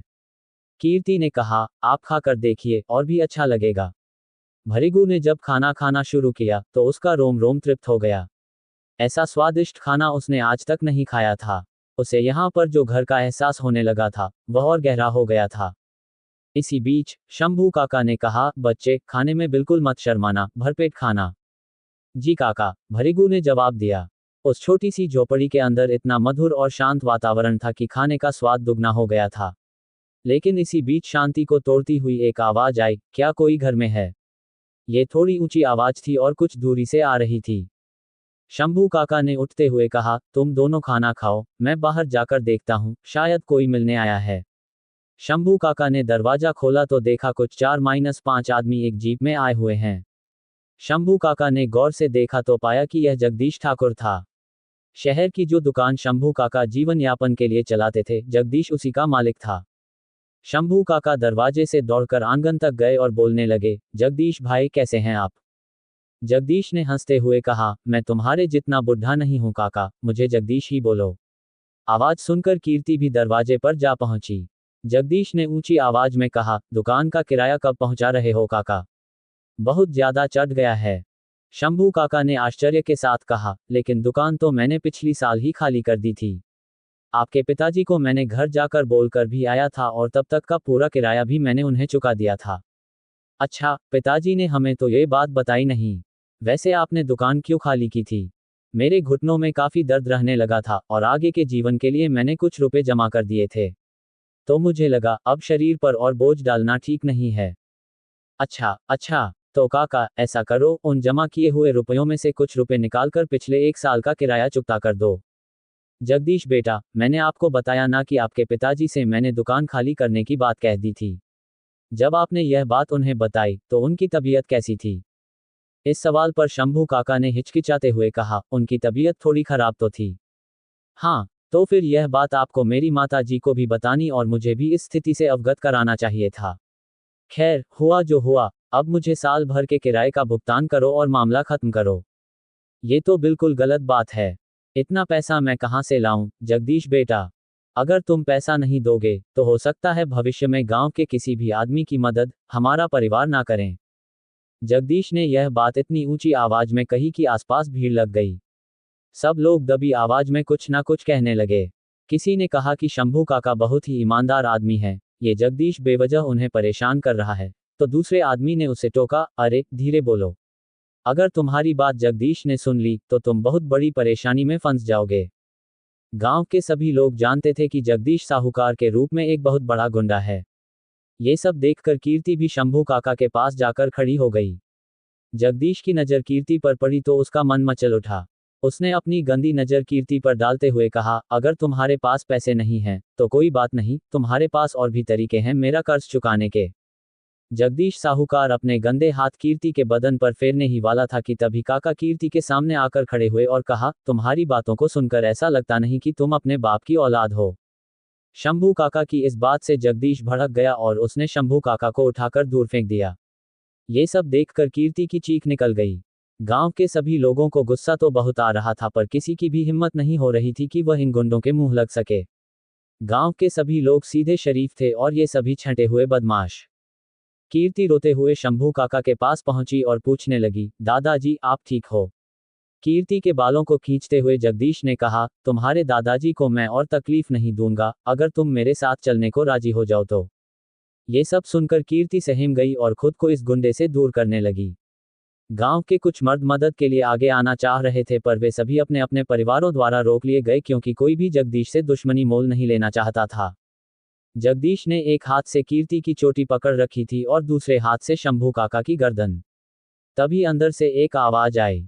यह आवाज किसी और की नहीं बल्कि भरिगू की थी, जो शोर शराबा सुनकर दरवाजे के पास खड़ा हो गया था। उसे देखकर शंभू काका चिंता के साथ चिल्लाए, हमारे लिए अपनी जान जोखिम में मत डालो। भरिगू ने जवाब दिया, नहीं काका, मुझे लगता है शायद आप लोगों की मदद के लिए ही भगवान ने मुझे यहाँ भेजा है। ये कहते हुए भरिगू जगदीश के पास आकर खड़ा हो गया। भरिगू का ये दबंग रूप देखकर जगदीश ने अपने हाथ पीछे कर लिए और कहा, इतनी सी उम्र में इतनी अकड़? अभी तो तुम्हारे दाढ़ी मूंछों के बाल भी पूरी तरह से उगे नहीं और तुम मुझसे मुकाबला करोगे? तुम्हारे पास अच्छा मौका है, यदि तुम घुटनों पर आ जाओ तो मैं तुम्हें तुम्हारी गुस्ताखी के लिए माफ कर सकता हूँ। घुटनों पर तो कौन आने वाला है, ये तो अभी कुछ देर में पता ही चल जाएगा, भरिगू ने जवाब दिया।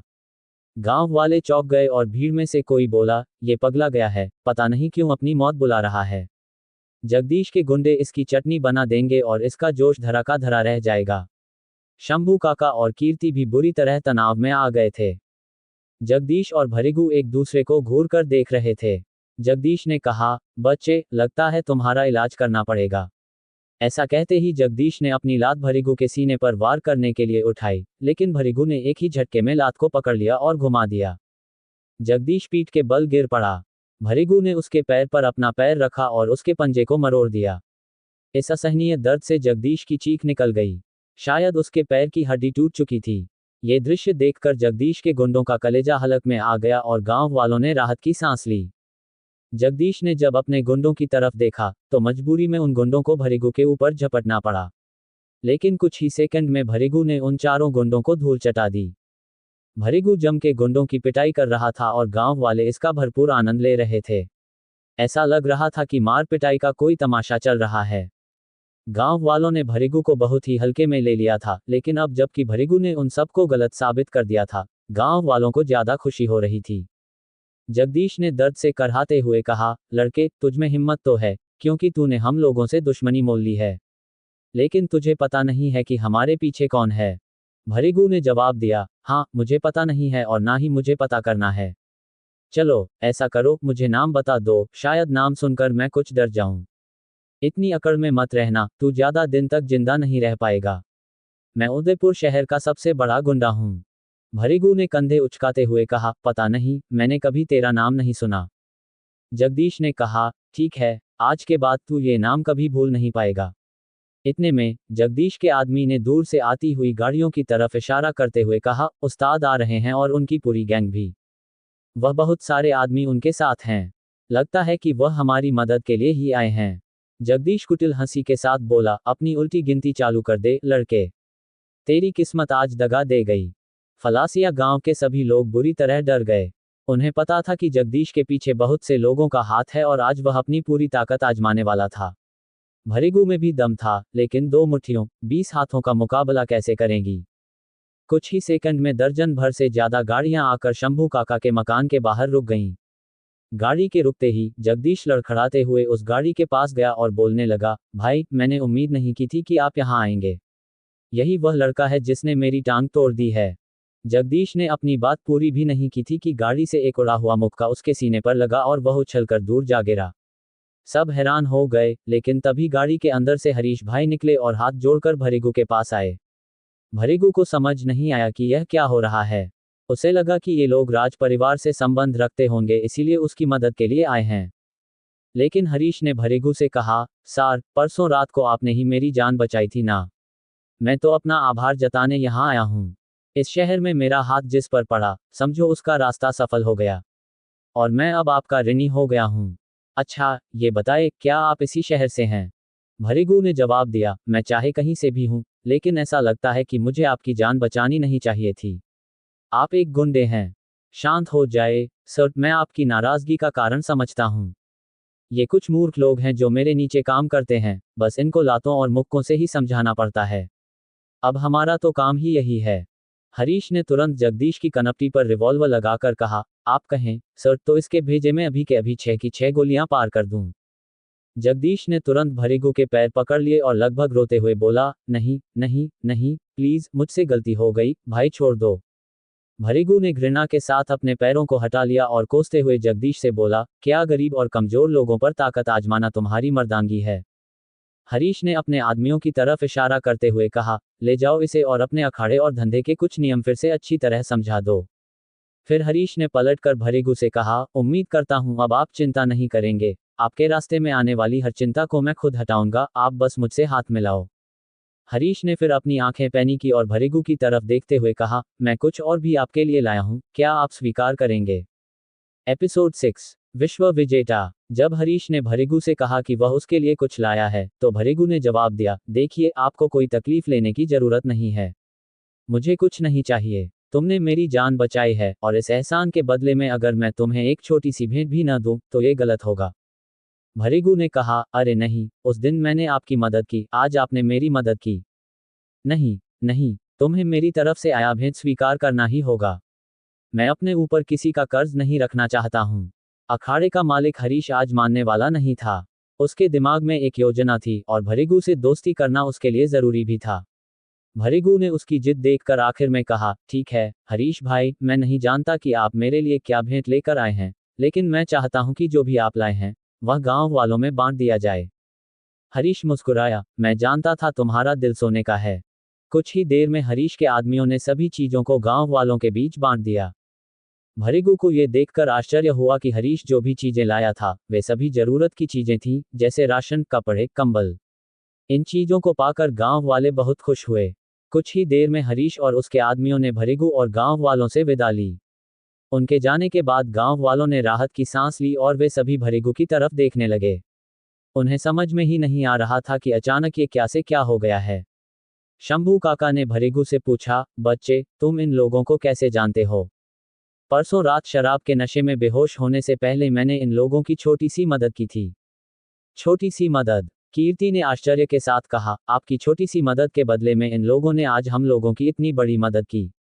लगता है आप अपने बड़े बड़े कामों को छोटा बता देते हैं। इतनी विनम्रता? भरीगू शर्माया। उसने हाथ हिलाकर शंभू काका सहित सभी गांव वालों को इशारा किया और कहा, आज के बाद आप लोगों को कभी कोई परेशान नहीं करेगा। ये सुनकर कीर्ति का दिल खुशी से भर गया। बचपन से ही अपने परिवार के लिए जो सुरक्षा की कमी उसे महसूस होती थी, वह दूर होती हुई दिखी।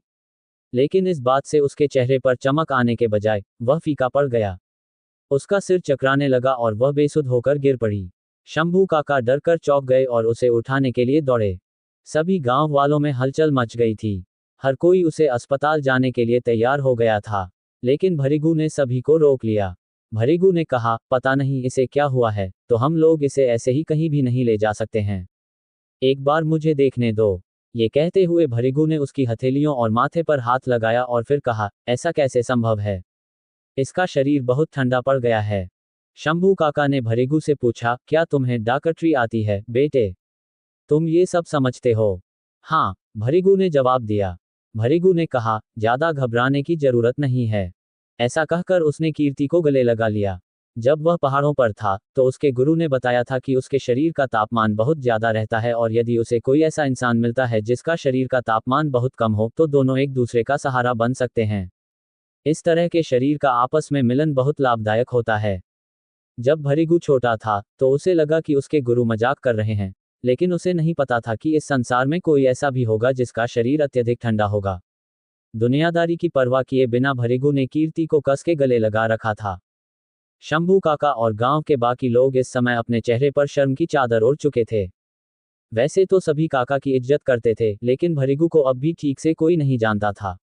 कुछ लोगों को तो लग रहा था कि कीर्ति की सुंदरता देखकर यह चालाक लड़का इस बूढ़े काका के घर पर आ बैठा है। शंभू काका को खुद भी यह इलाज का तरीका थोड़ा अजीब लग रहा था, लेकिन वह दुविधा में थे और दिन भर के घटनाक्रम के बाद इतने थक भी गए थे कि उन्होंने वहीं पास में चुपचाप बैठना ही उचित समझा। वैसे भी इस दुनिया में उन्होंने इतनी उम्र जी ली थी और अनुभव पा लिया था कि उन्हें पता था कि किसी से क्या पूछना चाहिए और क्या नहीं। तनाव का माहौल इस छोटे से झोपड़े के अंदर बना हुआ था। इस बीच किसी ने भी नहीं देखा कि काले पोशाक पहने एक लंबी दाढ़ी वाला आदमी उनके बीच शामिल हो गया है और उसकी नज़र एक पल के लिए भी भृगु से नहीं हट रही थी। दूसरी तरफ जब हरीश अपने आदमियों के साथ कार से वापस जा रहा था तो उनके किसी आदमी ने उनसे पूछा, सर जी, क्या भृगु से मिलना आपके लिए इतना जरूरी था कि आपको खुद मिलने के लिए आना पड़ा? हरीश ने हंसते हुए जवाब दिया, भाई, मोती पाने के लिए समंदर की गहराइयों में जाना ही पड़ता है। और मुझे सबसे नायाब हीरो की तलाश हमेशा रहती है, ये तो तुम जानते ही हो। और यह इंसान किसी कोहिनूर से कम नहीं है। सभी गुंडों और पहलवानों ने अपने बॉस हरीश को हैरानी से देखा। हरीश ने आज तक किसी भी आदमी के लिए ऐसी टिप्पणी नहीं की थी। ऐसा लग रहा था कि उदयपुर शहर का मौसम बदलने वाला है। हरीश के चेहरे के भाव बिल्कुल गंभीर थे और ऐसा लग रहा था कि उनका दिमाग भविष्य की कोई खास प्लानिंग बना रहा है। दूसरी तरफ हरीश ने गुंडे जगदीश को उसके किए का फल देने का भी सोच लिया था। इसी बीच किसी आदमी ने फिर से सवाल किया, सर जी, हम जानते हैं कि आप एक कंजूस आदमी नहीं हैं, लेकिन आज आपने उस लड़के को जो दिया वह तो सारी छोटी मोटी जरूरतों को पूरी करने वाली चीजें थीं। हरीश ने दूर सूर्यास्त को देखते हुए कहा, अगर मैं कोई महंगी चीज देता तो वह आदमी मेरी भेंट को लेने से कब का इनकार कर चुका होता। लेकिन जरूरत का सामान किसी भी गरीब को किसी हीरे मोती से ज्यादा खुश कर जाता है। मेरी जान बचाने के बाद उसे मैं याद रहूं या ना रहूं, इन छोटी मोटी चीजों को पाने के बाद जरूर उसका ध्यान मेरी तरफ गया होगा। चांदनी अब निकलने लगी थी और दूसरी तरफ कीर्ति को धीरे धीरे होश आने लगा था।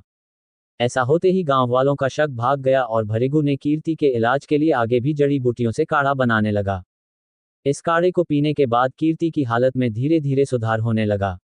कीर्ति ने होश संभालते ही सबको अपने आसपास पाया और फिर भृगु को थैंक यू कहते हुए कहा, आप एक डॉक्टर भी हैं, ये तो हमें नहीं पता था।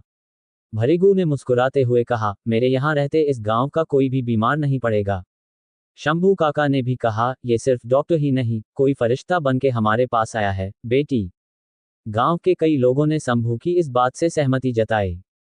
कीर्ति ने आगे कहा, पता नहीं मुझे क्या हो जाता है, हर महीने एक दो बार मैं बेहोश होकर कमजोरी से गिर पड़ती हूँ। कीर्ति भले ही सुंदर थी लेकिन उसका स्वास्थ्य कमजोर था और उसका शरीर अक्सर ठंडा रहा करता था। इसी वजह से वह बेहोश होकर गिर पड़ती थी।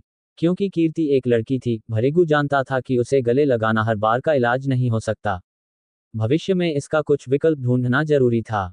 अपने हाथ में कुछ फल लेकर आते हुए शंभू काका ने कहा, ये लो कुछ फल खा लो, तुम्हें ऊर्जा मिलेगी। जब तक सब ठीक होता, उस गांव में बहुत जोर की बिजली कड़की और बादलों की तेज गड़गड़ाहट के बाद बहुत बारिश होने लगी। सभी लोग, जो अब तक शंभू काका के घर जमा हुए थे, अब इधर उधर भागने लगे और बहुत हलचल मच गई। पहले तो भृगु को कुछ समझ में नहीं आया कि बरसात आने पर यूं अफरा तफरी क्यों मची है, लेकिन कुछ ही घंटों के अंदर झोपड़े के अंदर भी पानी भरने लगा। कीर्ति ने चिंता के साथ कहा, अगर यह कुछ देर और चलती रही तो गांव में बाढ़ आ जाएगी। शंभू काका ने चिंतित होकर कहा, अगर मेरे पास थोड़े और पैसे होते तो मैं तुम्हें किसी अच्छी और सुरक्षित जगह पर रहने के लिए ले जाता। कीर्ति ने शंभू काका को गले से लगा लिया और दोनों ने इस दुख के समय एक दूसरे को सहारा दिया। भृगु ने इस पल को समझते हुए कहा, काका, आप चिंता मत करो। आप ये सब मुझ पर छोड़ दो, आपकी उम्र हो गई है तो अभी आपके आराम करने के दिन हैं। और वैसे भी मैं यहाँ रह रहा हूँ और खा पी रहा हूँ, तो मेरी भी कुछ जिम्मेदारी बनती है आप दोनों की तरफ। शंभू काका ने कहा, बेटा, तुमने हमें इतना दिलासा दिया, हमारे लिए वही काफी है। अपने दादा की बातों से पूरी तरह सहमत कीर्ति उनकी गोद में सर रखकर सो गई। कीर्ति को पता था कि शंभू काका ने उसे कई साल पहले एक अनाथालय से उठाया था, लेकिन इतने सालों में उसे अपनी पोती से कम नहीं समझा था। वो रात तीन एक दूसरे से सुकड़ कर किसी तरह सो गए, लेकिन सबसे अच्छी बात यह थी कि सुबह उठकर बाढ़ खत्म हो गई थी और सभी के चेहरे पर एक बहुत ही सुनहरी मुस्कान थी। ऐसा लग रहा था कि रातों रात ही भृगु को अपना सच्चा परिवार मिल गया। खुशी खुशी सुबह से वह साइकिल से कीर्ति को कॉलेज छोड़ने गया। कीर्ति अपने कॉलेज में काफी जानी जाती थी अपनी सुंदरता और हिम्मत की वजह से। इसलिए जैसे ही वह भृगु के पीछे बैठकर कॉलेज पहुंची, इस बात का काफी हल्ला मच गया। भृगु ने कीर्ति को उतारते हुए कहा, मैं तुम्हें क्लास खत्म होने के बाद लेने आ जाऊंगा। कीर्ति ने खुशी से हाँ में सिर हिला दिया और उसने अपनी साइकिल यूनिवर्सिटी के साइकिल स्टैंड में लगा दी। क्योंकि कीर्ति एक अंतर्मुखी स्वभाव की लड़की थी, कई अमीर घरानों के लड़के उसे पाने की कोशिश किया करते थे, लेकिन उसने किसी को कभी भाव नहीं दिया था। लड़कों के एक समूह ने अब अपनी नजरें भरिगु पर टिकाए और कहा, मुझे नहीं पता था कि सुंदर लड़कियों को ऐसे फकीर लड़कों से प्यार होता है। लेकिन इस हीरो को कैसे लग गया कि वो कीर्ति जैसी लड़की को पा सकता है। एक लड़के ने भरिगु की तरफ इशारा करते हुए कहा। हालांकि वे सब भरिगु से कुछ दूरी पर खड़े थे, लेकिन भरिगु के कान कुछ ज्यादा ही तेज थे और वह ये सब सुन पा रहा था। फिर भी भरिगु ने ये सब नजरअंदाज करके वहां से जाने लगा। पर कुछ लड़कों को सुबह सुबह एंटरटेनमेंट चाहिए था, इसलिए उन्होंने भरिगु का रास्ता रोकने की ठानी। उनमें से एक, राजन नाम का बेहद स्टाइलिश लड़का जो बहुत महंगे कपड़े पहने हुआ था, वह भरिगु से सवाल करता है, अबे सुन, तू कीर्ति को कैसे जानता है? साधारण तरीके से भरिगु ने कहा, मैं उसके परिवार का एक सदस्य हूं। क्या हुआ, कोई तकलीफ है आपको? भरिगु ने सवाल किया। झूठ मत बोल लौंडे, मैंने सुना है उसके परिवार में सिर्फ उसके दादाजी हैं। राजन ने आगे कहा, इस लड़की पर मेरा दिल आया हुआ है। तू समझ रहा है ना मैं क्या कह रहा हूं? थोड़ी देर में वहां काफी भीड़ इकट्ठा हो गई, सब एक अच्छे तमाशे की उम्मीद कर रहे थे। राजन सुखाड़िया यूनिवर्सिटी में राजन बॉस के नाम से जाना जाता था और खुद एक बहुत ही अमीर परिवार से था। इसीलिए जाहिर सी बात थी कि उसके पैर जमीन पर नहीं टिकते थे। राजन की बात सुनकर भरिगु हंस दिया और कहने लगा, नहीं, दरअसल मैं तुम्हारी बात बिल्कुल नहीं समझा।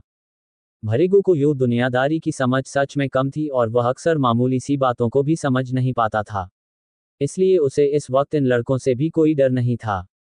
और क्योंकि उसके अंदर यूं डर नहीं था, इसलिए अगर इस समूह में 10-20 लोग और भी होते तो भी वह परवाह नहीं करता। भरिगु ने आखिरकार हार मानते हुए कहा, ठीक है भाई, अगर तुम्हें कुछ और नहीं कहना है तो मैं अब चलता हूं। ऐसा कहकर भरिगु वहां से जाने लगा। राजन ने अपने साथियों की तरफ देखा और वे लोग भरिगु को रोकने के लिए आगे बढ़े। लेकिन भरिगु ने कुछ ही देर में दिखा दिया कि उससे पंगा लेना इतना आसान नहीं था। राजन ने अपनी भौहें सिकोड़ते हुए कहा, मैंने उम्मीद नहीं की थी, लेकिन थोड़ी हिम्मत तो तू रखता है। हालांकि कीर्ति जैसी लड़की को अपना बनाने के लिए इतनी सी हिम्मत से काम नहीं चलेगा। भरिगु को अब तक इस आदमी के गंदे इरादों का कुछ अंदाजा लग गया था, इसलिए उसने गुस्से में कहा, अपनी गंदी जबान से कीर्ति का नाम दोबारा मत लेना। भरिगु से धमकी मिलते ही राजन और उत्तेजित हो गया। ओहो, इतनी अकड़! चलो देखते हैं, गरजने वाले बादल बरसते हैं कि नहीं। इतना कहकर राजन ने अपनी शर्ट उतारी और भरिगु की तरफ बढ़ा। राजन जूडो कराटे में ब्लैक बेल्ट था, इसलिए यूनिवर्सिटी के बहुत से लोग उसकी मान्यता करते थे। वह सालों साल राज्य स्तर पर विजेता रहा था। जैसे ही राजन ने पहला वार करने के लिए अपना हाथ उठाया, भरिगु ने एक ही मुक्के से उसका जबड़ा तोड़ दिया। राजन अब जमीन पर गिरा हुआ था और उसके मुंह से खून बह रहा था। चंद पलों में माहौल बदल गया और वहां मौजूद सभी का खून जम गया था। लोगों की आपसी खुसर फुसर काफी देर तक शांत नहीं हो पा रही थी। सभी का मुंह खुला रह गया था और राजन को अभी भी विश्वास नहीं हो रहा था कि किसी ने उसे जमीन पर गिरा दिया। भरिगु ने मुट्ठी भींचते हुए कहा, दोबारा अपनी जबान से कीर्ति का नाम मत लेना। ये कहकर भरिगु वहां से चला गया। इस तरह के जोकर का मुकाबला करने में भरिगु को कोई समस्या नहीं हुई। पिछले 10 सालों में भरिगु ने पहाड़ों पर जो भी काम किए, उनकी तुलना में ये कुछ भी नहीं था। लेकिन पहाड़ों में भरिगु ने एक चीज बिल्कुल नहीं सीखी थी, और वह चीज थी दुश्मनी। वहां राजन के खूबसूरत चेहरे का आकार अब बिगड़ चुका था। राजन बॉस, आप ठीक हो? राजन के समूह के किसी लड़के ने राजन का हाल पूछा और उसे उठाया। राजन ने कहा, पता करो ये लौंडा कहां से आया है और कहां जा रहा है। उसे पता भी नहीं कि आज उसने किससे दुश्मनी की है। इसका अंजाम सही नहीं होगा। इसके बाद राजन ने मन ही मन सोच लिया कि अगर अपनी बेइज्जती का बदला लेना है तो कीर्ति को उसे जल्द ही हासिल करना होगा। एपिसोड 7, बाज की नज़र। कीर्ति को कॉलेज छोड़ने के बाद भरिगु बाजार की तरफ आ गया था, क्योंकि कीर्ति बहुत कमजोर थी। इसलिए उसने खुद कीर्ति के लिए दवाई बनाने का तय किया था। लेकिन ऐसा करने के लिए भरिगु को शहर का कोई मौजूदा दवाईखाना ढूंढना था। उसके गुरु के पास लगभग हर तरह की जड़ी बूटियां थी, इसलिए आज तक भरिगु को कभी पैसों से इन्हें खरीदने की जरूरत नहीं पड़ी थी। यूं दवाई ढूंढते हुए जब भरिगु बाजार पर पहुंचा, तो उसकी नज़र एक दूसरी दुकान पर अटक गई। इस दुकान में कई पुरानी वस्तुएं बेची जा रही थीं। शहर के लोग इसे कबाड़ी की दुकान भी कहते थे। भरिगु के दुकान के सामने रुकते ही कबाड़ी वाले ने आवाज लगाते हुए कहा, भैया आए आए। भरिगु भी इस स्वागत से खुश होकर अंदर आ गया। भैया, हमारी दुकान का हर एक माल असली है। ये चाय का कप कैसे दिया? भरिगु ने सवाल किया। यह एक प्राचीन सेलाडोन चाय का कप है। अगर आपको चाहिए तो 1000 रुपये में दे सकता हूँ। भरिगु शक्ल से भोला दिख रहा था, इसलिए कबाड़ी वाले ने अपने पैंतरे अपनाते हुए कहा, टूटा चाय का कप 1000 रुपये में। 100 में देना है तो बताओ। चलो ना, आपकी ना मेरी, 500 में ले लो। नहीं, 100, भृगु ने जिद में कहा। दुकानदार भृगु को जितना भोला समझ रहा था उतना ही वह अब उसे चालाक समझने लगा। तभी भृगु ने दुकान के कोने में रखी ओखली देख ली और कहा, मुझे ये भी चाहिए। क्या मैं इसे देख सकता हूँ? दुकानदार ने ओखली भृगु के हाथ में रखते हुए कहा, चलो 500 में दोनों ले जाओ। ओखली बहुत मामूली सी थी और कबाड़ी वाले ने भी इसे दुकान के बाहर ही रख दिया था, क्योंकि वह चाहता था कि इसे कोई भी उठा ले जाए। आखिर में भृगु ने झट से हाँ कह दिया और 500 रुपये निकालकर दुकानदार के हाथ में थमा दिए। दुकानदार चाय के कप और ओखली को बांधते हुए बोला, अगर आप इसी शहर में रहेंगे भैया तो यहाँ लौट के आते रहना। एक से एक अमूल्य चीजें आपको यहीं मिलेंगी। दुकानदार भृगु को बुद्ध बनाकर काफी खुश था। उसने लगातार फ्री में देने वाली चीजों के 500 रुपये कम लिए थे।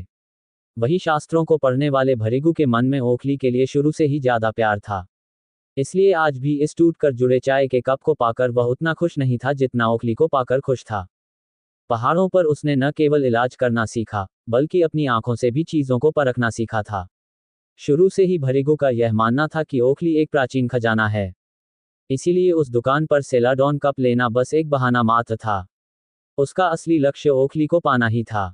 कुछ देर आगे बढ़कर दुकानदार को हैरानी हुई जब उसने फिर से भृगु को अपनी दुकान के बाहर खड़ा हुआ पाया। इस बार भृगु ने दुकानदार से पूछा, भाई, मैंने सुना है कि शहर में कहीं पुरानी चीजों की नीलामी हो रही है, तो क्या आप मुझे उस जगह का पता बता सकते हैं? दुकानदार ने जवाब दिया, अरे, ज्यादा दूर नहीं है। इस सड़क के आखिरी कोने पर है ऑक्शन हाउस, यानी नीलामी बाजार। लेकिन आप वहां क्यों जा रहे हैं? मेरी दुकान में ही कितनी अच्छी अच्छी चीजें हैं, आप चाहें तो कुछ और भी देख सकते हैं। भृगु ने कहा, नहीं, अब मेरे पास पैसे खत्म हो गए हैं। मैं सोच रहा हूं कि इस ओखली की नीलामी करके कुछ पैसे कमा सकूं। दुकानदार ने चौंकते हुए पूछा, क्या तुम मजाक कर रहे हो? तुमने अभी मुझसे ये 500 रुपये में खरीदी है और तुम उसकी नीलामी करना चाह रहे हो? अगर मेरी दुकान पर मौजूद चीजें इतनी ही बेशकीमती होती तो मैं खुद जाकर नीलामी बाजार में न बेच आता इन्हें। थोड़ा तो दिमाग लगाओ, सर। पर सिर्फ भृगु ही जानता था कि उसके दिमाग में क्या चल रहा था। मैं जानता हूं कि आपकी दुकान में मौजूद लगभग सारी चीजें महंगी नहीं हैं, लेकिन जो मैंने लिया है, मुझे लगता है उसके लिए मुझे अच्छी कीमत मिल सकती है। दुकानदार ने झट से भृगु के हाथ में मौजूद उस ओखली को छूने की कोशिश की, लेकिन सावधान भृगु ने अपना हाथ दूर हटा लिया और मुस्कुराकर कबाड़ी वाले को देखा। ठीक है, अगर तुमने तय कर ही लिया है तो मैं सिर्फ इतना ही कहूंगा कि ज्यादा उम्मीद मत करना उस बाजार से। वहां इसका कोई मोल नहीं मिलेगा तुम्हें। भृगु ने शुक्रिया अदा किया और मुस्कुराकर वहां से ऑक्शन हाउस यानी बाजार की तरफ चल दिया। रास्ते में चलते चलते भृगु सोच रहा था कि अगर दुकानदार को ओखली की असली कीमत पता होती तो वह इसे इतनी आसानी से नहीं बेचता। लेकिन भृगु यह नहीं जानता था कि आजकल के जमाने में अक्सर बहुमूल्य चीजों का कोई खरीदार मिलना मुश्किल होता है। अत्यधिक लाभ वाली चीजें अक्सर कचरा बताकर घर से बाहर कर दी जाती हैं। कुछ ही देर में दुकानदार के बताए पते के अनुसार वह नीलामी बाजार तक पहुंच गया।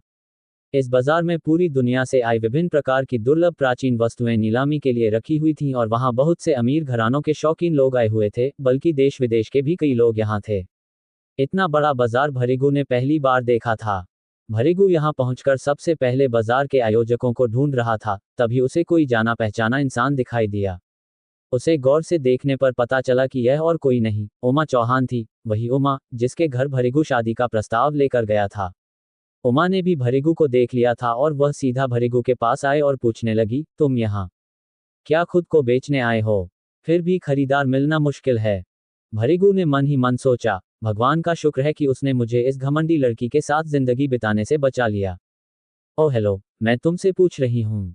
भृगु के चेहरे के सामने चुटकी बजाते हुए उमा ने कहा।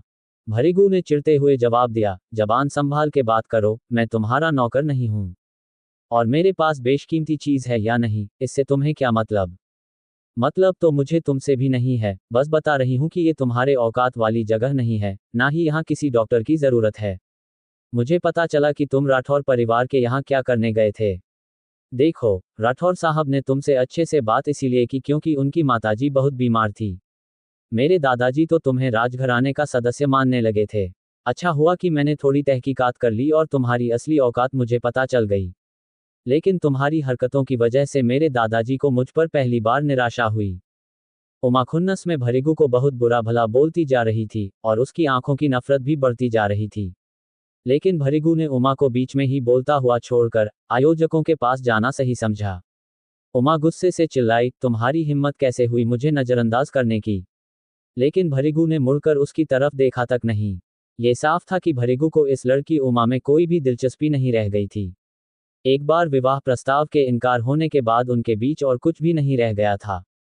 उसी समय एक नौजवान आदमी शैलेंद्र सिंह ने उमा को अपनी बाहों में लेते हुए पूछा, कौन था वो? क्या यही वही फटीचर जानवर है जिसकी शादी का प्रस्ताव तुमने ठुकरा दिया था? उमा का गुस्सा अब जाकर थोड़ा शांत हुआ। इसी बीच भृगु ने आयोजकों को ढूंढ लिया और अपनी बेशकीमती चीजों की नीलामी करने को तैयार हो गया। इससे मिलने वाले पैसों से कीर्ति और काका दोनों की बहुत मदद हो जाती।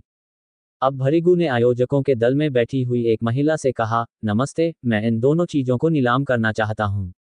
महिला ने अच्छे से इन दोनों चीजों की छानबीन की और फिर निराशा से कहा, देखिए, ये कप तो फिर भी बिक जाए, लेकिन ये ओखली, इसका तो स्तर ही नहीं है ऐसा कि कोई खरीदार इसे खरीदना चाहे, और इसलिए हम इसे नीलामी के सामान के बीच नहीं रख सकते। ये सब सुनकर भृगु को बहुत आश्चर्य हुआ। उसे उम्मीद थी कि शहर के पढ़े लिखे लोग ऐसी चीजों को परख सकते होंगे। वो निराश हो जाता है जैसे अंधों में एक ही दृष्टि बच गई थी। उमा भी थोड़ी दूरी से ये सब देख रही थी और मौका पाकर उसने भृगु के पास आकर कहा, तुम्हें लगता है ये शहर, ये बाजार तुम्हारे बाप का है ना? जब चाहो शादी का प्रस्ताव लेकर आ जाओ, जब चाहो ये टूटा हुआ सामान बेच दो। उमा की बातों से भृगु बहुत आहत हुआ, लेकिन क्योंकि वह उमा के व्यवहार से पहले से ही वाकिफ था, इसलिए उसने इस बार भी उन बातों पर कोई ध्यान नहीं दिया, बल्कि वो दोबारा कोशिश करने लगा कि यहाँ के आयोजकों से विनती करें। अब उनके आसपास भीड़ जमा हो ही रही थी और अब शैलेंद्र सिंह भी हंसते हुए भृगु से बोला, दोस्त, इतना परेशान होने की क्या जरूरत है? अगर तुम्हें पैसे चाहिए तो मैं उधार दे सकता हूँ। मैंने तुम्हारी मंगेतर को हथिया लिया है, तो बदले में मैं कुछ तो हर्जाना भर सकता हूँ। इस बात को सुनकर भृगु को अपमानित महसूस हुआ, और सिर्फ अपने लिए नहीं बल्कि उमा के लिए भी। लेकिन उमा के चेहरे पर अब भी तीखी हंसी थी।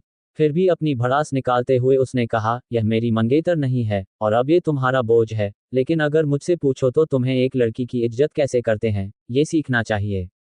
गुस्से से लाल पीला होकर शैलेंद्र सिंह चिल्लाया, क्या तुम्हें अपनी जान प्यारी नहीं है? ये कहते हुए शैलेंद्र सिंह ने भृगु को मुक्का मारने के लिए अपना हाथ उठाया, लेकिन तुरंत भृगु ने एक जोरदार लात मारकर शैलेंद्र सिंह को दूर फेंक दिया। उमा जोर से चिल्लाई, तुमने शैलेंद्र जी पर हाथ उठाने की हिम्मत भी कैसे की? भृगु ने बेफिक्री से कहा, मैंने हाथ नहीं, पैर उठाया है। और वैसे महिलाओं पर मैं हाथ उठाता नहीं हूं, पर तुम मुझे बहुत उकसा रही हो। ये सुनकर उमा तिलमिला उठी, लेकिन भृगु दोबारा पलटकर आयोजकों से विनती करने लगा जैसे कुछ हुआ ही नहीं हो। देखिए, इन चीजों के लिए मैं ज्यादा कीमत नहीं चाहता, मुझे बस कुछ पैसों की जरूरत है, तो आप बस एक बार इन चीजों को नीलामी के लिए लगवा तो दीजिए। आयोजकों ने भृगु से कहा, देखिए, हमने इन दोनों चीजों को परख लिया है और इनमें से कोई भी प्रदर्शनी में लगाने लायक नहीं है। आयोजक दबे स्वर में आपस में बातें कर रहे थे, इसके कपड़े और हुलिया देखो, तो लगता ही नहीं कि इसके पास कोई बेशकीमती चीज होगी। भृगु ने भी सवाल किया, आप ऐसा कैसे कह सकते हैं कि ये चीजें नीलामी बाजार की प्रदर्शनी में लगाने लायक नहीं हैं? आयोजकों में से किसी ने जवाब दिया, अगर आपको लगता है कि आपकी चीजों की कुछ कीमत है, तो आप पास वाले कबाड़ी वाले के पास चले जाए, शायद वो आपको कुछ पैसे दे दे। ये सब बातें सुनकर उमा को बहुत सुकून मिल रहा था। आयोजकों की बातें सुनकर भृगु निराश हो गया और कहने लगा, ठीक है, मैं आपके निर्णय का सम्मान करता हूँ, मैं अभी यहाँ से चला जाता हूँ। भृगु कप और ओखली के साथ वहां से बाहर चला जाता है। वह इन दोनों चीजों को नीलाम करके कुछ अच्छा खासा पैसा कमाना चाहता था, लेकिन उसे नहीं पता था कि नीलामी बाजार में इस तरह के लोगों से उसका सामना होगा। जैसे ही भृगु वहां से बाहर निकल रहा था, उसकी टक्कर एक बुजुर्ग आदमी से हो जाती है और उसके हाथ से कप और ओखली दोनों ही नीचे गिर जाते हैं। कप तो गिरते ही टूटकर चूर चूर हो जाता है, लेकिन आखिरी पल में लपककर भृगु ओखली को बचाने में कामयाब हो जाता है। वह इस तरह ओखली को पकड़ता है कि उस पर एक खरोंच भी ना आए। जब तक वह उठता है, उसके सामने खड़ा बुजुर्ग आदमी अपनी नजर ओखली पर ही जमाए हुए था। वह आदमी भृगु से कहता है, नौजवान, क्या तुम अपने हाथ में मौजूद यह ओखली मुझे दिखा सकते हो? ये बात सुनकर भृगु रुक जाता है और सफेद बालों वाले उस बुजुर्ग आदमी की तरफ देखने लगता है। भृगु पूछता है, क्या आप पुरानी दुर्लभ चीजों के बारे में समझते हैं? बुजुर्ग इंसान की तरफ से भृगु को जवाब मिलता है, जरूर समझता हूँ, तभी तो इस ऑक्शन हाउस में आया हूँ। ये सुनकर भृगु मुस्कुरा देता है और अपने हाथ में मौजूद ओखली बुजुर्ग आदमी के हाथों में पकड़ाता है। वो आदमी बहुत बारीकी से हर तरफ से उस ओखली को देखता है। इस बीच भृगु उस इंसान को इस ओखली का महत्व बताना चाह रहा होता है, लेकिन अगले ही पल वह खुद को रोक लेता है, क्योंकि उसके मन से आवाज आती है कि इस बुजुर्ग आदमी को इसका महत्व खुद ही परखने दिया जाए। कुछ देर अच्छी तरह से जान से परखने के बाद बुजुर्ग आदमी भृगु से कहता है, ये बहुत नायाब है। क्या तुम इसे बेचना चाहते हो? बेचना चाहता हूं, तभी तो इस नीलामी बाजार में लेकर आया हूं। अब दोनों एक दूसरे को देखकर मुस्कुरा देते हैं। बुजुर्ग आदमी ने कहा, तो फिर अब तक बेच क्यों नहीं पाए? आप जैसा हीरे को पहचानने वाला जौहरी नहीं मिल पाया।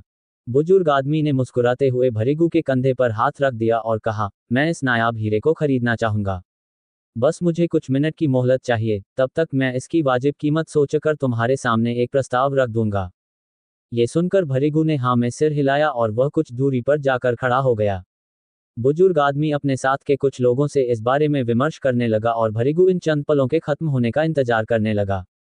एपिसोड 8 बेशकीमती हीरा। भृगु से ओखली लेने के बाद वह बुजुर्ग आदमी उसकी अच्छी तरह जांच कर रहा था। भृगु को ओखली का मूल्य पता था, लेकिन उसे उम्मीद थी कि बुजुर्ग भी इसका दाम समझ पाएंगे।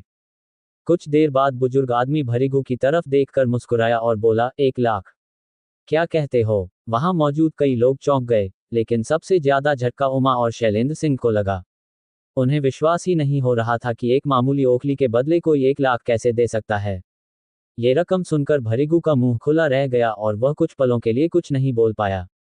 उस आदमी ने भृगु के कंधे पर हाथ रखते हुए कहा, अगर आपको कोई संशय है तो कोई बात नहीं, लेकिन मैं इस ओखली के लिए इससे ज्यादा रकम आपको नहीं दे पाऊंगा। भृगु ने अपने आप को संभालते हुए कहा, सर, ये बहुत प्राचीन और दुर्लभ ओखली है, लेकिन 1 लाख इसके लिए काफी है। पैसे के साथ साथ अगर आप इसका ख्याल रखने का भी वादा करें, तो मेरे दिल को तसल्ली होगी। बाकी मुझे ये सौदा मंजूर है। वहां मौजूद शैलेंद्र सिंह ने अपने नाखून काटते हुए जोर से कहा, बढ़िया नौटंकी है ये, बूढ़े आदमी से नाटक करवाया जा रहा है। 2 अंगरक्षक भी ले आए हैं। आपको लगता है नीलामी बाजार में लोगों को आपके इस झूठे नाटक की सच्चाई नहीं दिखेगी? एक्टर को पैसे देकर नाटक करवा रहे हो और अपनी चीज के दाम बढ़ा रहे हो। तुम यूं दूसरों को बेवकूफ नहीं बना सकते। बुजुर्ग आदमी ने चौंकते हुए कहा, मिस्टर, हम दोनों आपस में किसी चीज का सौदा कर रहे हैं और इससे आपको कोई मतलब नहीं होना चाहिए। उमा ने भी अब बीच में टोकते हुए कहा, लेकिन आप लोग बहुत अच्छी एक्टिंग कर रहे हैं, बिल्कुल नेचुरल लग रहा है ये ड्रामा। इस बात पर बुजुर्ग आदमी को गुस्सा आ गया और गुस्सा आना लाजमी भी था, क्योंकि वह खुद प्राचीन और दुर्लभ चीजों का एक बहुत बड़ा विशेषज्ञ था। और तो और दूसरे लोग भी उसकी ही बातें मानते थे। वह तो भृगु को जानता भी नहीं था, तो वह क्यों भृगु से मिलकर कोई चाल चलेगा? बुजुर्ग आदमी के अंगरक्षक ने उमा और शैलेंद्र सिंह की तरफ इशारा करते हुए कड़क आवाज में कहा, देखो, ये उस्ताद रहमान जी हैं। तुम्हें अंदाजा भी नहीं है कि इनसे की गई बदतमीजी तुम लोगों के लिए कितनी भारी पड़ सकती है। लेकिन उस्ताद रहमान ने अपने अंगरक्षक को चुप रहने का इशारा करते हुए कहा, अगर हम लोग अभिनय भी कर रहे हैं, तो आपको किस बात की तकलीफ हो रही है? इसके बाद उमा और शैलेंद्र सिंह कुछ देर के लिए चुप हो गए। फिर उस्ताद रहमान ने रुपयों से भरा बैग भृगु को दे दिया और कहा, इस नायाब चीज के लिए बहुत बहुत धन्यवाद। भृगु ने भी कहा, आपकी आंखें बहुत पारखी हैं। फिर बुजुर्ग आदमी ने कहा, भविष्य में यदि आपके पास कोई भी ऐसी चीज हो और आप बेचना चाहें, तो मुझसे संपर्क कर सकते हैं। बिल्कुल सर, इस महंगे शहर में रहने के लिए रुपयों की बहुत जरूरत पड़ती रहती है, भृगु ने जवाब दिया। उमा और शैलेंद्र अब बाजार के आयोजकों को इकट्ठा करने की कोशिश में थे ताकि इस ड्रामे को रोका जा सके। लेकिन तभी एक आदमी बेहद गंभीर मुद्रा के साथ बाजार के अंदर आया और उसे देखते ही शैलेंद्र सिंह उनके आगे हाथ जोड़ने में व्यस्त हो गया। ये कोई और नहीं, इस राज्य के मुख्यमंत्री थे। कैसे हैं मुख्यमंत्री महोदय आप? राठौर साहब की वजह से शैलेंद्र मुख्यमंत्री लेखराज जी के साथ 1-2 बार उठ बैठ चुका था, लेकिन उसे यह नहीं पता था कि यह नीलामी बाजार मुख्यमंत्री महोदय के ही अधीन चल रहा है। शैलेंद्र सिंह हाथ जोड़े खड़ा रह गया और मुख्यमंत्री लेखराज जी ने उसकी तरफ देखा तक नहीं। वह सीधे उस्ताद रहमान के पास गए और बोलने लगे, उस्ताद रहमान, हमारे लिए यह बेहद गर्व की बात है कि आप हमारे नीलामी बाजार में पधारे हैं। मैं अपने राज्य की तरफ से आपका तहे दिल से स्वागत करता हूं। मैंने उस्तादों के उस्ताद के यहाँ आने की कल्पना नहीं की थी। मैं तो खुद आपको लेने आपके घर तक चला गया था, फिर पता चला कि आप अकेले ही यहाँ के लिए निकल गए। बताए, कैसी चल रही है आपकी संगीत की साधना? वह तो हमेशा की तरह एकदम बेहतर चल रही है, उस्ताद रहमान ने जवाब दिया। और यहाँ का अनुभव कैसा रहा आपका? इस सवाल के निकलते ही सब इधर उधर भागने लगे। इस नीलामी बाजार में मुझे एक खजाना मिल गया, उस्ताद ने यह बात भृगु की बाहों में हाथ डालते हुए कहा। शैलेंद्र सिंह, उमा और वहां के आयोजकों का चेहरा उतर गया। फिर भी शैलेंद्र सिंह ने हिम्मत करके सबका ध्यान अपनी तरफ जुटाने की कोशिश में पूछा, क्या आप वाकई उस्ताद रहमान हैं? मुख्यमंत्री ने उसे डांट लगाते हुए तुरंत चुप करा दिया। ये कैसा जाहिल सा सवाल है? शैलेंद्र सिंह का सिर शर्म से झुक गया और वह खुद को कोसते हुए थोड़ा दूर जाकर खड़ा हो गया। उमा भी थोड़ा घबराकर अपनी जगह पर बुत बनकर खड़ी रही। मुख्यमंत्री ने आसपास देखते हुए कहा, उस्ताद रहमान, यहाँ माहौल थोड़ा नकारात्मक है, आप मेरे साथ अंदर चलें। इसके बाद उस्ताद रहमान ने भृगु से कहा, आपको देखकर नहीं लगता कि आप कोई साधारण इंसान हैं। क्या आप मेरे साथ अंदर चलकर चाय पीना चाहेंगे? भृगु ने विनम्रता के साथ जवाब दिया, बहुत बहुत शुक्रिया सर, लेकिन मुझे अभी कुछ और बाकी काम निपटाने हैं। लेकिन भगवान ने चाहा तो जल्दी ही जरूर मुलाकात होगी, और उस दिन साथ बैठकर खाना खाएंगे।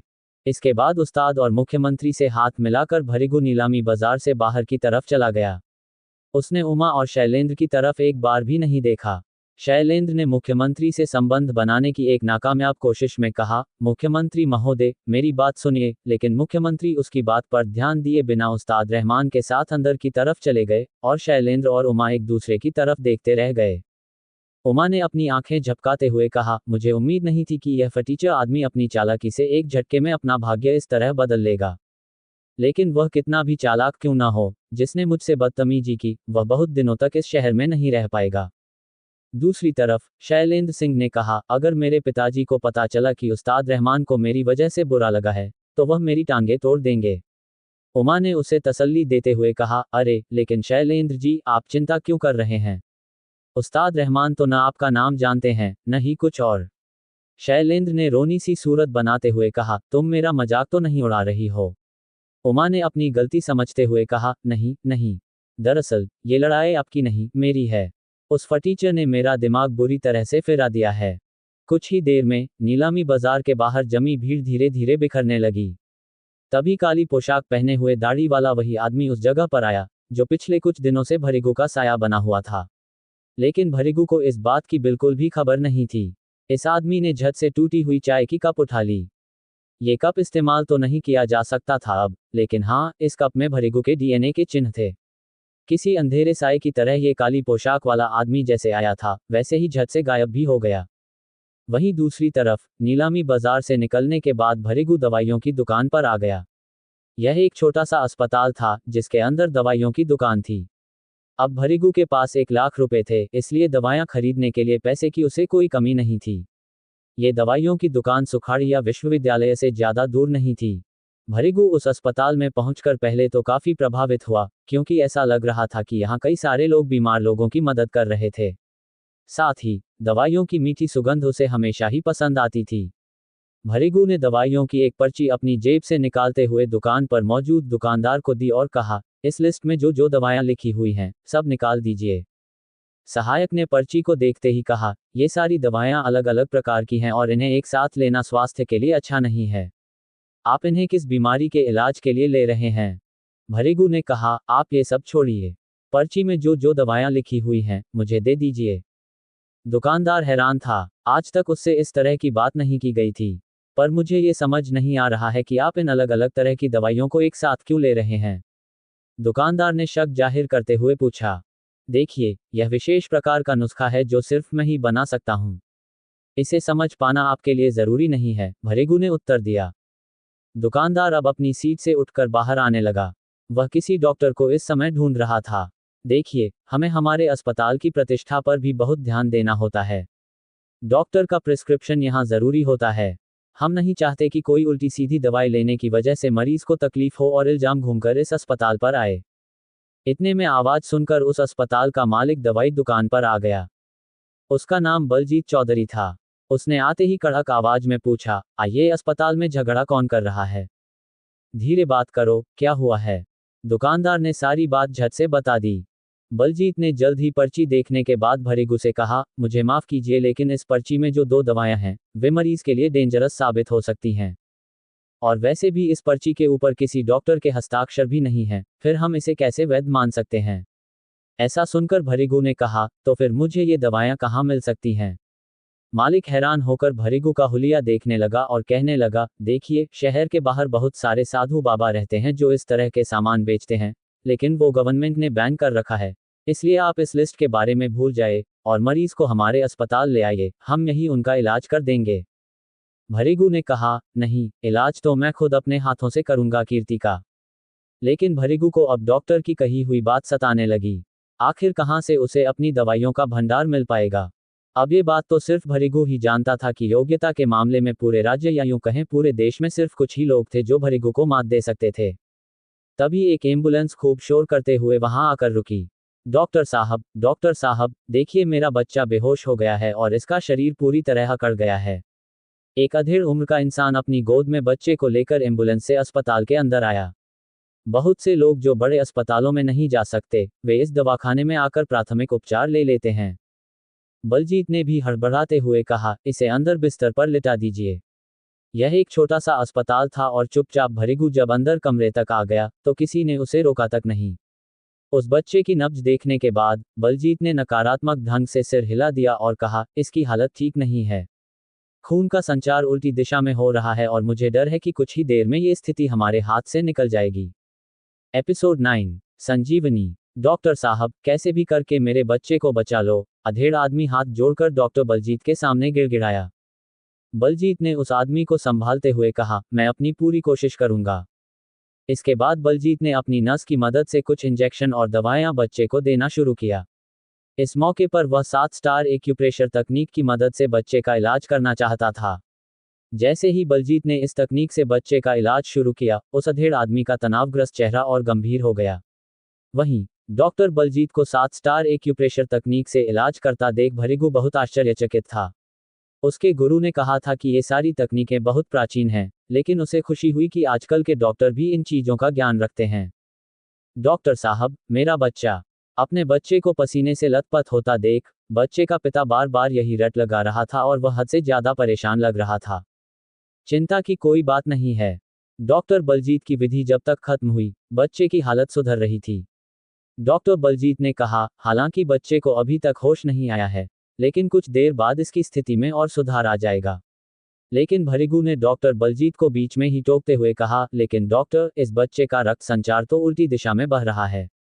यदि आप इसे बिग डिपर नीडल से इलाज करेंगे तो इसका उल्टा प्रभाव भी पड़ सकता है। चुप हो जाओ, तुम डॉक्टर से यूं तर्क नहीं कर सकते। रोता हुआ बच्चे का बाप भगवान जैसे डॉक्टर बलजीत पर इल्जाम नहीं लगाना चाहता था। उस अधेड़ आदमी ने गुस्से से भरिगु की तरफ देखते हुए कहा, इस तरह का इलाज करना डॉक्टर साहब के लिए कोई बड़ी बात नहीं है। तुम अपने शब्दों से डॉक्टर साहब का अपमान कर रहे हो। बिना बात के मुद्दा मत बनाओ। भरिगु ने भी जवाब देते हुए कहा, मुझे पता है कि डॉक्टर बलजीत बहुत मजे हुए डॉक्टर हैं और उन्हें अंदाजा है कि वे क्या कर रहे हैं, लेकिन मेरी नज़र में उन्हें केवल ऊपर ऊपर का ज्ञान है। डॉक्टर होना एक शास्त्र है, कोई चमत्कार नहीं। इसलिए गलती भी हो सकती है। भरिगु ने डॉक्टर बलजीत को समझाते हुए कहा, यदि आपको लगता है कि आप जो कर रहे हैं वह सही है, तो आप अपने तरीके से इलाज करें। भरिगु की बातों से डॉक्टर बलजीत को थोड़ी नाराजगी हुई और उन्होंने नर्स को इशारा किया कि भरिगु को बाहर निकाल दिया जाए। इसी बीच बच्चे को होश आ गया और उसका पिता खुशी के मारे डॉक्टर साहब के लिए जिंदाबाद के नारे लगाने लगा और कहने लगा, डॉक्टर साहब, मैं आपका बहुत आभारी हूँ। डॉक्टर बलजीत मुस्कुरा दिए और बच्चे की तरफ देखते हुए कहा, जब आप घर जाएं तो साफ उबला हुआ पानी पीना और ज्यादा भाग दौड़ मत करना। मैं कुछ दवाएं लिख दूंगा, उन्हें समय पर लेना मत भूलना। बच्चे के पिता ने राहत की सांस लेते हुए सहमति में सिर हिलाया। डॉक्टर बलजीत ने भरिगु की तरफ मुस्कुराकर गर्व से कहा, बिग डिपर नीडल तकनीक में भी मुर्दे को जिंदा करने की ताकत होती है। मेरे लिए इस तरह की जिद्दी बीमारियों का इलाज करना कोई बड़ी बात नहीं है। भरिगु ने उस कमरे से हिलते हुए कहा, कुछ देर में बच्चे की सांसें उखड़ने लगेंगी। बलजीत ने डरते हुए एक बार बच्चे को देखा, लेकिन बच्चा एकदम ठीक लग रहा था। डॉक्टर बलजीत ने अब कहा, तुम किसी पागलखाने से छुटे हुए हो क्या? या कहीं कोई वारंट है तुम्हारे नाम पर? अजीब हो, जब से आए हो पहले तो खुद ही कुछ गैरकानूनी दवाएं खरीदने की कोशिश की और अब मेरे अस्पताल के कमरे में आकर मुझे डॉक्टरी का ज्ञान दे रहे हो। भरिगु ने पलटकर जवाब दिया, डॉक्टर साहब, मुझे आपसे कोई दुश्मनी नहीं है, लेकिन बिना डिग्री के भी मुझे यही सिखाया गया है कि मरीज की जान सबसे पहले है और बाकी सब बाद में। मैं तो बस आंखों देखा सच कह रहा हूं, अब विश्वास तो आप मुझ पर नहीं कर रहे हैं। इतना कहकर भृगु वहां से चल दिया, लेकिन तभी उसे एक ख्याल आया और वह पलटकर डॉक्टर के पास लौट आया। उसने कहा, डॉक्टर साहब, मेरे साथ एक शर्त लगाएंगे। अगर यह बच्चा यूं ही ठीक हो गया तो आप जीतेंगे और मैं आपके इस अस्पताल में कभी फिर पैर नहीं रखूंगा। लेकिन हाँ, अगर मेरी कही बात सच निकली तो क्या आप मुझ पर भरोसा करके मेरी लिखी हुई दवाएं मुझे दे सकते हैं? भृगु को किसी भी तरह से ये दवाएं चाहिए थी, क्योंकि इन्हीं दवाइयों से कीर्ति का इलाज हो सकता था। इसलिए हाथ लगे इस मौके का फायदा उसने सोच समझकर उठाया। आखिरकार धीरे धीरे भृगु को दुनियादारी की थोड़ी बहुत समझ हो रही थी। तभी वहां मौजूद बच्चे का पिता गुस्से से बोलने लगा, कितनी खराब दुनिया है, हर दूसरा आदमी जानवरों से बदतर व्यवहार करने लगा है। इससे पहले कि वह आदमी अपनी बात खत्म कर पाता, उसके बच्चे की तबीयत फिर से बिगड़ने लगी और वह बेहोश हो गया। डॉक्टर साहब, मेरा बच्चा! उस बच्चे का पिता हड़बड़ी में चिल्लाया। बच्चे का शरीर पहले से ज्यादा अकड़ गया था और उसके दिल की धड़कन धीरे धीरे कम हो रही थी। डॉक्टर बलजीत भृगु से अपना ध्यान हटाकर बच्चे को देख रहे थे, लेकिन खुद भी बुरी तरह चौंक गए और बच्चे की नब्ज चेक करने लगे। वह खुद भी बहुत ज्यादा घबरा रहे थे। जैसा भृगु ने कहा था वैसा ही हो रहा था। उस बच्चे की हालत पहले से भी ज्यादा खराब होती जा रही थी। इस वक्त भृगु को सही मानना एक जरूरत सी बनती जा रही थी। वह बच्चा मर रहा था और डॉक्टर बलजीत के पास कोई उपाय नहीं था। बच्चे का पिता भी बुरी तरह रो रहा था। बलजीत ने आखिर में हार मानते हुए अपना सिर ऊंचा किया और भृगु से जाकर हाथ मिलाया। तो फिर तय हुआ कि तुम इस बच्चे को बचाओ और मैं तुम्हें तुम्हारी दवाइयां दे दूंगा। डॉक्टर बलजीत के लिए किसी की जान बचाना अपनी इज्जत बचाने से ज्यादा जरूरी हो गया। भृगु ये सुनते ही खुश होकर डॉक्टर को गले मिला और फिर उस बच्चे के पास गया। बच्चे का पिता भी अब हाथ जोड़कर भृगु से कहता है, मैंने आपको जो भी बुरा भला कहा उसके लिए मैं आपसे हाथ जोड़कर माफी मांगता हूं। बस आप मेरे बच्चे को बचा लीजिए, मैं आपको भी एक चमत्कारी डॉक्टर ही मानूंगा। भृगु ने कहा, घबराओ मत भाई, इसे बचाने वाला सिर्फ ऊपर वाला है, मैं बस एक साधन हूं। अगर मैंने अपना काम ठीक से किया तो उसी में बहुत इज्जत मिल जाएगी मुझे। इसके बाद भृगु बच्चे के शरीर में लगी सभी सुइयों का ध्यानपूर्वक निरीक्षण करने लगा। आसपास मौजूद सभी की आंखों में भृगु के लिए सम्मान पैदा हो गया था।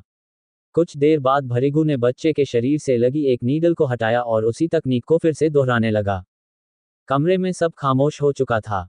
घड़ी के कांटे और इस बच्चे की सांसें रुक रुक कर सभी को सुनाई दे रही थीं। डॉक्टर बलजीत एक तरफ खड़े होकर चुपचाप इसे देख रहे थे। भृगु को देखकर वहां खड़ा कोई भी इंसान कह सकता था कि उसे पता था वह क्या कर रहा है। उसके हाथ सुई से बदन पर ऐसे चल रहे थे जैसे कोई संगीतकार एक नई धुन बना रहा हो। सामने होने वाली तकनीक असल में बहुत जटिल थी, लेकिन भृगु अपनी सांस बांधे हुए इस तकनीक को बड़ी आसानी से कर रहा था। डॉक्टर साहब, मेरा बच्चा! बलजीत ने बच्चे के पिता को हिम्मत देते हुए कहा, आप चिंता न कीजिए, ये सर इस तकनीक के बहुत बड़े विशेषज्ञ हैं। आप हौसला रखिए, इस वक्त आपके बेटे का सबसे सही ट्रीटमेंट किया जा रहा है। लेकिन उस आदमी की चिंता खत्म होने का नाम नहीं ले रही थी। वह यही कह रहा था कि अगर मेरे बच्चे को कुछ हो गया तो मैं अपने परिवार को क्या जवाब दूंगा। भृगु ने झल्लाते हुए कहा, आप लोग कृपया शांति बनाए रखिए, मुझे अपना काम करने दीजिए। अगर जरा भी गलती हुई तो बच्चे का जीवन खतरे में पड़ जाएगा। ये सुनकर बच्चे का पिता एक बार फिर चुप हो गया और फिर दोबारा उसकी कुछ बोलने की हिम्मत नहीं हुई। डॉक्टर बलजीत तो सिर्फ आश्चर्य के साथ भृगु को देख रहे थे। जो एक्यूप्रेशर तकनीक भृगु उपयोग में ला रहा था, वह डॉक्टर बलजीत ने आज से पहले कभी नहीं देखी थी। काफी देर के बाद भृगु ने बच्चे के शरीर से सिल्वर नीडल निकालना शुरू किया। चूंकि बच्चे को होश नहीं आया था अब तक, इसलिए बच्चे का पिता एक ही झटके में फूट फूट कर रोने लगा। मेरे बच्चे, तुम ऐसे कैसे मर सकते हो? ये सब मेरी गलती है, मैं तुम्हारा अच्छे से ध्यान नहीं रख पाया। लेकिन बच्चा कुछ ही पल में अपनी आंखें खोलने लगा और भर भर के सांस लेने लगा। डॉक्टर बलजीत ने भी खुशी से अपनी मुट्ठियां भींच लीं और मन ही मन अपने आप से कहने लगे कि ऐसी गजब की योग्यता उन्होंने आज तक जीवन में कहीं नहीं देखी। बच्चे के पिता की खुशी का ठिकाना भी नहीं रहा और वह चमत्कार चमत्कार चिल्लाने लगा। भृगु ये सब देखकर खुश तो बहुत हुआ, लेकिन साथ ही अस्पताल से बाहर निकल आया और सीधा अस्पताल की दवा दुकान के सामने दोबारा खड़ा हो गया। सामने वाली घड़ी में दिखा समय उसे बता रहा था कि उसे जल्द ही कीर्ति के विश्वविद्यालय पहुंच जाना चाहिए, आखिर छुट्टी का समय नजदीक जो आ रहा था। अस्पताल में हर एक ने, यानी दवा दुकानदार ने भी यह सुना था कि भृगु ने अभी अभी क्या किया था।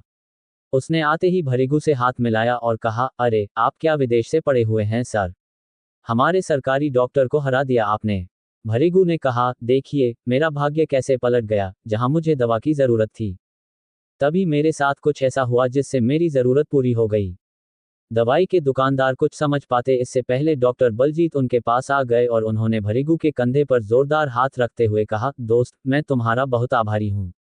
अस्पताल के पीछे एक चाय की बहुत अच्छी दुकान है जहां हम सब चाय पीते हुए इस तकनीक के बारे में कुछ और चर्चा कर सकते हैं। चलो वहां। भृगु ने कहा, डॉक्टर जी माफ करना, पर मुझे अभी कॉलेज में किसी को लेने जाना है। हम फिर कभी इस पर बात कर सकते हैं। इस वक्त आप मुझे बस हमारी शर्त में जीता हुआ इनाम दे दीजिए। डॉक्टर बलजीत मुस्कुरा दिए। इस समय तो चाहकर भी वे भृगु को नहीं रोक सकते थे, लेकिन भृगु की योग्यता ने डॉक्टर बलजीत को उसका फैन बना दिया था। डॉक्टर के कहने पर भृगु को जल्द ही सारी दवाएं मिल गईं और वह नीचे उतरा। तभी अचानक एक कार आकर वहीं रुकी। उस कार से एक सफेद बालों वाला आदमी नीचे उतरा और उसने भृगु को देखते ही कहा, अरे मसीहा डॉक्टर साहब, आप यहाँ दवा खाने में आए हैं या कोई दवाई लेने के लिए? भृगु उन्हें देखकर मुस्कुरा गया। इतने में डॉक्टर बलजीत नीचे उतर कर आए और पूछने लगे, क्या आप एक दूसरे को जानते हैं?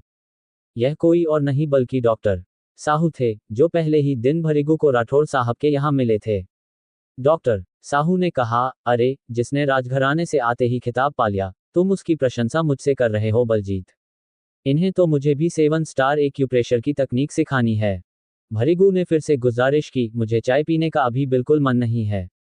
इस वक्त तो मैं आपसे बस जाने की इजाजत चाहता हूँ। डॉक्टर साहू ने चुटकी लेते हुए कहा, ठीक है, आखिर एक शिष्य अपने गुरु को बिल्कुल नहीं रोक सकता है।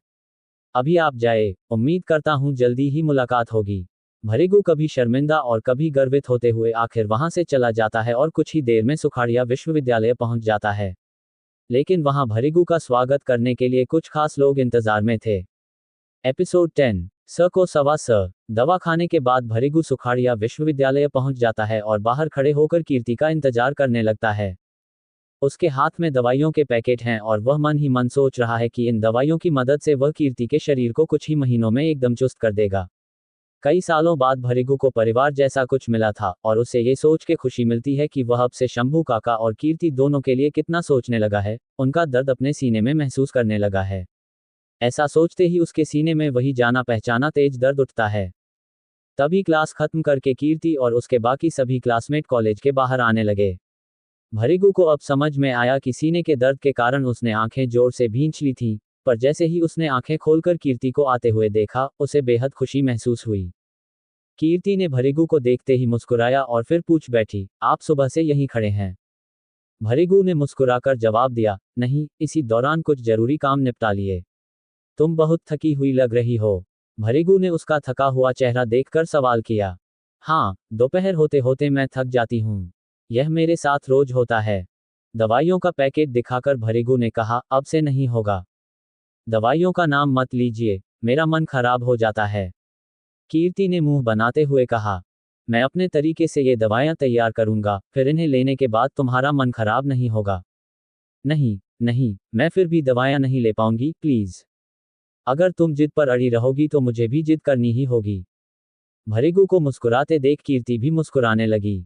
उसने कहा, ठीक है, आज से आपकी ही मर्जी चलेगी, मैं आपकी बात मान लूंगी, लेकिन पहले घर चलते हैं, शंभू काका इंतजार कर रहे होंगे। मुझे बहुत भूख भी लगी है। ज्यादा भूख लगी है तो कुछ दवाइयां खा लो।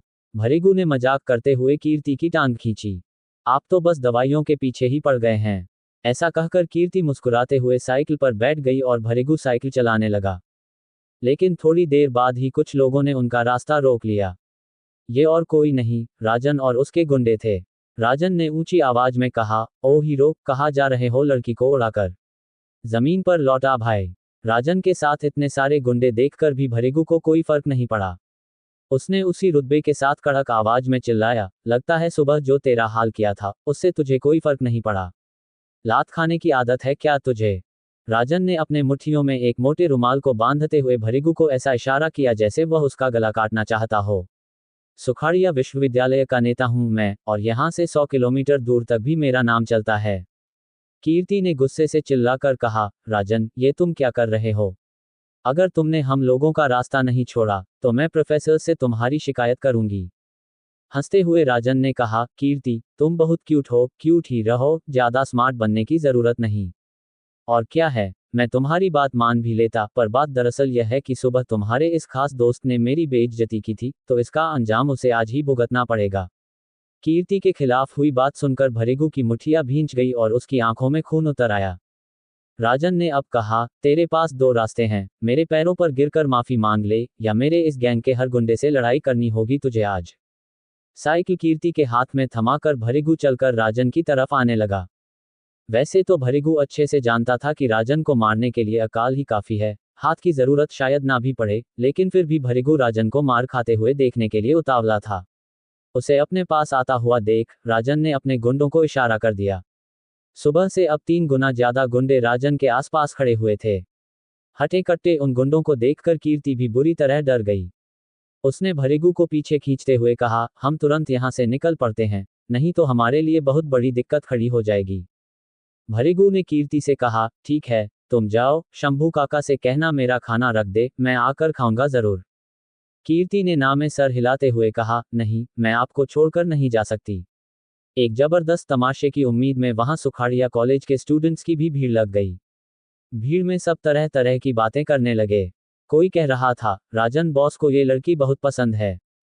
कोई कहने लगा, मेरी आंखों के सामने इस लड़के ने राजन बॉस पर हाथ उठाया था, इसकी तो अब शामत आ गई। इसी बीच एक पहलवान आगे की ओर आता है। कद काठी में वह बहुत लंबा और चौड़ा है। उसके सर पर बाल नहीं हैं और उसके मुंह में एक सिगरेट है। राजन ने गुंडे की तरफ देखते हुए कहा, अपने दोस्त की बेइज्जती का बदला लेना, खूब अच्छे से लेना। डरना मत, पुलिस यहाँ आ भी गई तो तुझे कुछ नहीं होगा। ऐसा कहकर वह गुंडा तेजी से भृगु की तरफ बढ़ा। उसे अपनी ओर आते देखकर कीर्ति इतनी बुरी तरह डर गई कि उसके पैर कांपने लगे और उसका चेहरा पीला पड़ गया। लेकिन इस गुंडे के आने से पहले ही दूर से एक जोर की सीटी बज गई। अचानक से वह गुंडा चलते चलते रुक गया। जब सब ने सीटी बजने के स्रोत को ढूंढा तो वहां एक बड़े पहलवान को खड़ा पाया। राजन के सारे दोस्त इस पहलवान के ही शिष्य थे और यह पहलवान भृगु को देखकर मुस्कुरा रहा था। राजन पीछे से जोर से चिल्ला रहा था, भाई आगे बढ़ो, इस आदमी के पास न तो पैसा है और न ही कोई पहुंच। लेकिन तभी वह लड़का पलटा और पलटकर राजन की तरफ आने लगा। और देखते ही देखते पूरे कॉलेज के सामने उसने राजन के गाल पर जोरदार तमाचा मारा। इस झटके से राजन दूर जाकर गिरा। फिर उसने राजन की कॉलर पकड़कर कहा, तुम्हें जीने का शौक नहीं है तो मर जाओ, पर मुझे क्यों घसीट रहे हो? ये सब देखकर वहां मौजूद भीड़ हंसने लगी। राजन ने हैरानी से अपने दोस्त से कहा, भाई तुम मेरे दोस्त हो, मैंने तुम्हें इस काम के पैसे भी दिए हैं, फिर भी अचानक तुम्हें क्या हो गया है? मैंने तुम्हें उसे पीटने के लिए बुलाया था, तुमने मुझे पीट दिया। उस गुंडे ने राजन की बातों को सुनकर अपनी जेब से 500 रुपए का एक नोट निकाला और राजन के हाथ में थमा दिया। दूर खड़ा हुआ पहलवान अब चलकर भृगु के पास आया और कहा, सिर, आज मैं समय पर आ गया, लेकिन मुझे लगता है कि आपको मदद की जरूरत ही नहीं पड़ती। लेकिन क्या आपने मुझे पहचाना? भृगु ने अच्छी तरह से देखा, लेकिन फिर जवाब दिया, माफ कीजिएगा, लेकिन मैं आपको पहचान नहीं पा रहा हूँ। उस गुंडे ने हंसते हुए कहा, मैं समझता हूँ, आपकी आंखों के पास देखने के लिए और भी जरूरी काम है। मैं हरीश जी के अखाड़े का पहलवान हूँ। आपके किस्से पूरे शहर में फैलने लगे हैं। हरीश जी और दानिश भाई भी आपसे बहुत खुश हैं। रजन ये सब देखकर बुरी तरह चौंक गया था। उसे समझ ही नहीं आ रहा था कि यह क्या हो रहा है। उसके साथ के सभी लोग भृगु से दोस्ती करते हुए दिख रहे थे। भृगु ने कहा, नहीं नहीं, ये तो उनका बड़प्पन है, मैंने तो कुछ किया भी नहीं था। इतना कहकर भृगु ने उस पहलवान से हाथ मिलाया। पहलवान ने तुरंत भृगु का धन्यवाद किया और तेजी से रजन की तरफ मुड़ा और कहने लगा, तुम अपने आप को समझते क्या हो? तुम इनसे बदला लेने चले थे। इसी बीच कुछ और पहलवानों ने भी रजन को 8-10 मुके जड़ दिए। रजन को दिन में तारे नजर आ रहे थे और अब वह भी हाथ जोड़ने लगा था। कीर्ति को अब रजन पर दया आने लगी थी। मुख्य पहलवान ने भृगु से पूछा, सिर, अब आप ही बताइए इसके साथ क्या करना है? ये हरामी आदमी है, इसी की वजह से हमारे लड़के आज जाने अनजाने में आपसे गुस्ताखी कर बैठते हैं। अगर इसने भविष्य में कोई तिकड़मबाजी की तो यह अपनी जान से हाथ धो बैठेगा। पहलवान ने भीड़ को देखते हुए पूछा, क्या इस पूरे कॉलेज में कोई ऐसा है जो भृगु सर को आंख दिखा सके? कॉलेज में सब चुप थे और पहलवान ने रजन को कॉलर से पकड़कर भृगु के पास ले आए और भृगु से माफी मांगने को कहा। लेकिन रजन के ऐसा करने पर भी भृगु ने उसे नजरअंदाज कर दिया। भृगु का मानना था कि अगर सपोले को बख्श दिया गया तो वह भविष्य में सांप बनकर डस सकता है। कीर्ति ने भृगु को समझाते हुए कहा, सिर, आप ये सब भूल जाए और इसे माफ कर दीजिए, ये कॉलेज का मामला है। इसके बाद भृगु ने इशारों से ही रजन को छोड़ने को कहा। मुख्य पहलवान ने रजन की तरफ देखकर कहा, अब अगर आगे से एक भी शब्द उल्टा सीधा कहा तो फिर से बुरी तरह पिटोगे। रजन ये बात अच्छी तरह समझता था, इसीलिए वह सिर झुकाकर खड़ा हो गया। भृगु ने कीर्ति से कहा, हमें यहाँ काफी देर हो गई है, शंभू काका इंतजार कर रहे होंगे, हमें चलना चाहिए। कीर्ति ने मुस्कुराते हुए कहा, चलना नहीं, दौड़ना चाहिए। इससे पहले कि किस्मत हमें फिर से दगा दे जाए, हम घर पहुंच जाते हैं, भैया। ऐसा कहकर मुस्कुराकर कीर्ति ने भृगु को गले लगा लिया। भृगु की आंखों से आंसू जैसा कुछ बहने लगा और साथ ही उसके सीने में वही दर्द दोबारा लौट आया। उस दर्द को भगाने के लिए भृगु ने कीर्ति को जोर से खुद से दूर किया और फिर हंसते हुए कहा, चलो साइकिल में बैठ जाओ। कीर्ति को यह अजीब लगा, लेकिन वह साइकिल के पीछे बैठ गई और भृगु साइकिल चलाने लगा। रास्ते के बीचों बीच खड़ी भीड़ एक तरफ हो गई और साइकिल को ओझल होने तक देखती रही। किसी को भी पूरा मामला समझ में आया ही नहीं था। वे सभी लोग कॉलेज में रजन की हैसियत से पूरी तरह वाकिफ थे, लेकिन उन्हें उम्मीद नहीं थी कि भृगु इस तरीके से रजन की प्रतिष्ठा को धूल में मिला देगा। रजन ने बहुत देर बाद अपने दोस्तों से सवाल किया, भाई ये कौन था? दोस्तों ने हंसकर कहा, क्यों, माफी पाने के लिए अपनी बहन का रिश्ता लेकर जाओगे उसके पास? इस बात से राजन काफी परेशान हुआ, लेकिन फिर भी उसने वही सवाल दोहराया, मुझे उस इंसान के बारे में जानना है जिसके आगे आपका बस नहीं चल पाया। मैं अमीर घराने की पैदाइश हूं और वह एक गरीबी में पला बड़ा कीड़ा, उसकी औकात ही क्या है मेरे आगे टिकने की। ये सुनकर मुख्य पहलवान को गुस्सा आ गया और उसने राजन को एक जोरदार तमाचा जड़ दिया। वह चला गया, लेकिन उछल रहे हो, भूलो मत, मैं अभी भी यहीं खड़ा हूं। पहलवान ने कड़क आवाज में कहा, क्या तुमने तेजस्वी घाट अखाड़े का नाम सुना है? हाँ, बिल्कुल सुना है, शहर में कौन नहीं जानता उस अखाड़े के मालिक को, हरीश जी उस अखाड़े के मालिक हैं। दोस्त ने आगे कहा, हरीश जी भी आजकल इस लड़के को अपना गुरु मानते हैं, तो उस हिसाब से यह भृगु नाम का छोरा उस अखाड़े के मालिक का भी मालिक हुआ। तो अब खुद ही समझ जाओ, जिन हरीश जी के नीचे सैकड़ों पहलवान कुश्ती सीखते हैं, वह हरीश जी खुद इनसे बात करते समय हाथ जोड़कर खड़े होते हैं। राजन ने हैरान होकर कहा, लेकिन ऐसा कैसे हो सकता है? ऐसा कुछ खास तो दिखता भी नहीं है उस साधारण से लड़के में। लेकिन उसके सवालों का जवाब देने के लिए वहां कोई नहीं रुका। राजन के चेहरे पर हताशा साफ तौर पर झलक रही थी। आज की लड़ाई वह हार चुका था। उसका रुतबा और हुलिया दोनों ही बिगड़ चुका था। उसे देखकर नहीं लग रहा था कि यह वही राजन है जिसकी पूरे कॉलेज में तानाशाही थी। राजन को बाकी सभी समझा रहे थे कि हर पहाड़ किसी दूसरे पहाड़ से छोटा होता है। शायद उसका सामना किसी ऊंचे पहाड़ से हुआ है, लेकिन राजन ऐसी बातों को समझने वालों में से नहीं था। उसके इरादे और साफ होते जा रहे थे। उसे किसी भी हालत में कीर्ति को अब पाना ही था, तभी वह इस भृगु नाम के कीड़े पर जीत हासिल कर सकता था। क्या भृगु के बनाए हुए नए रिश्तों पर जल्द ही कोई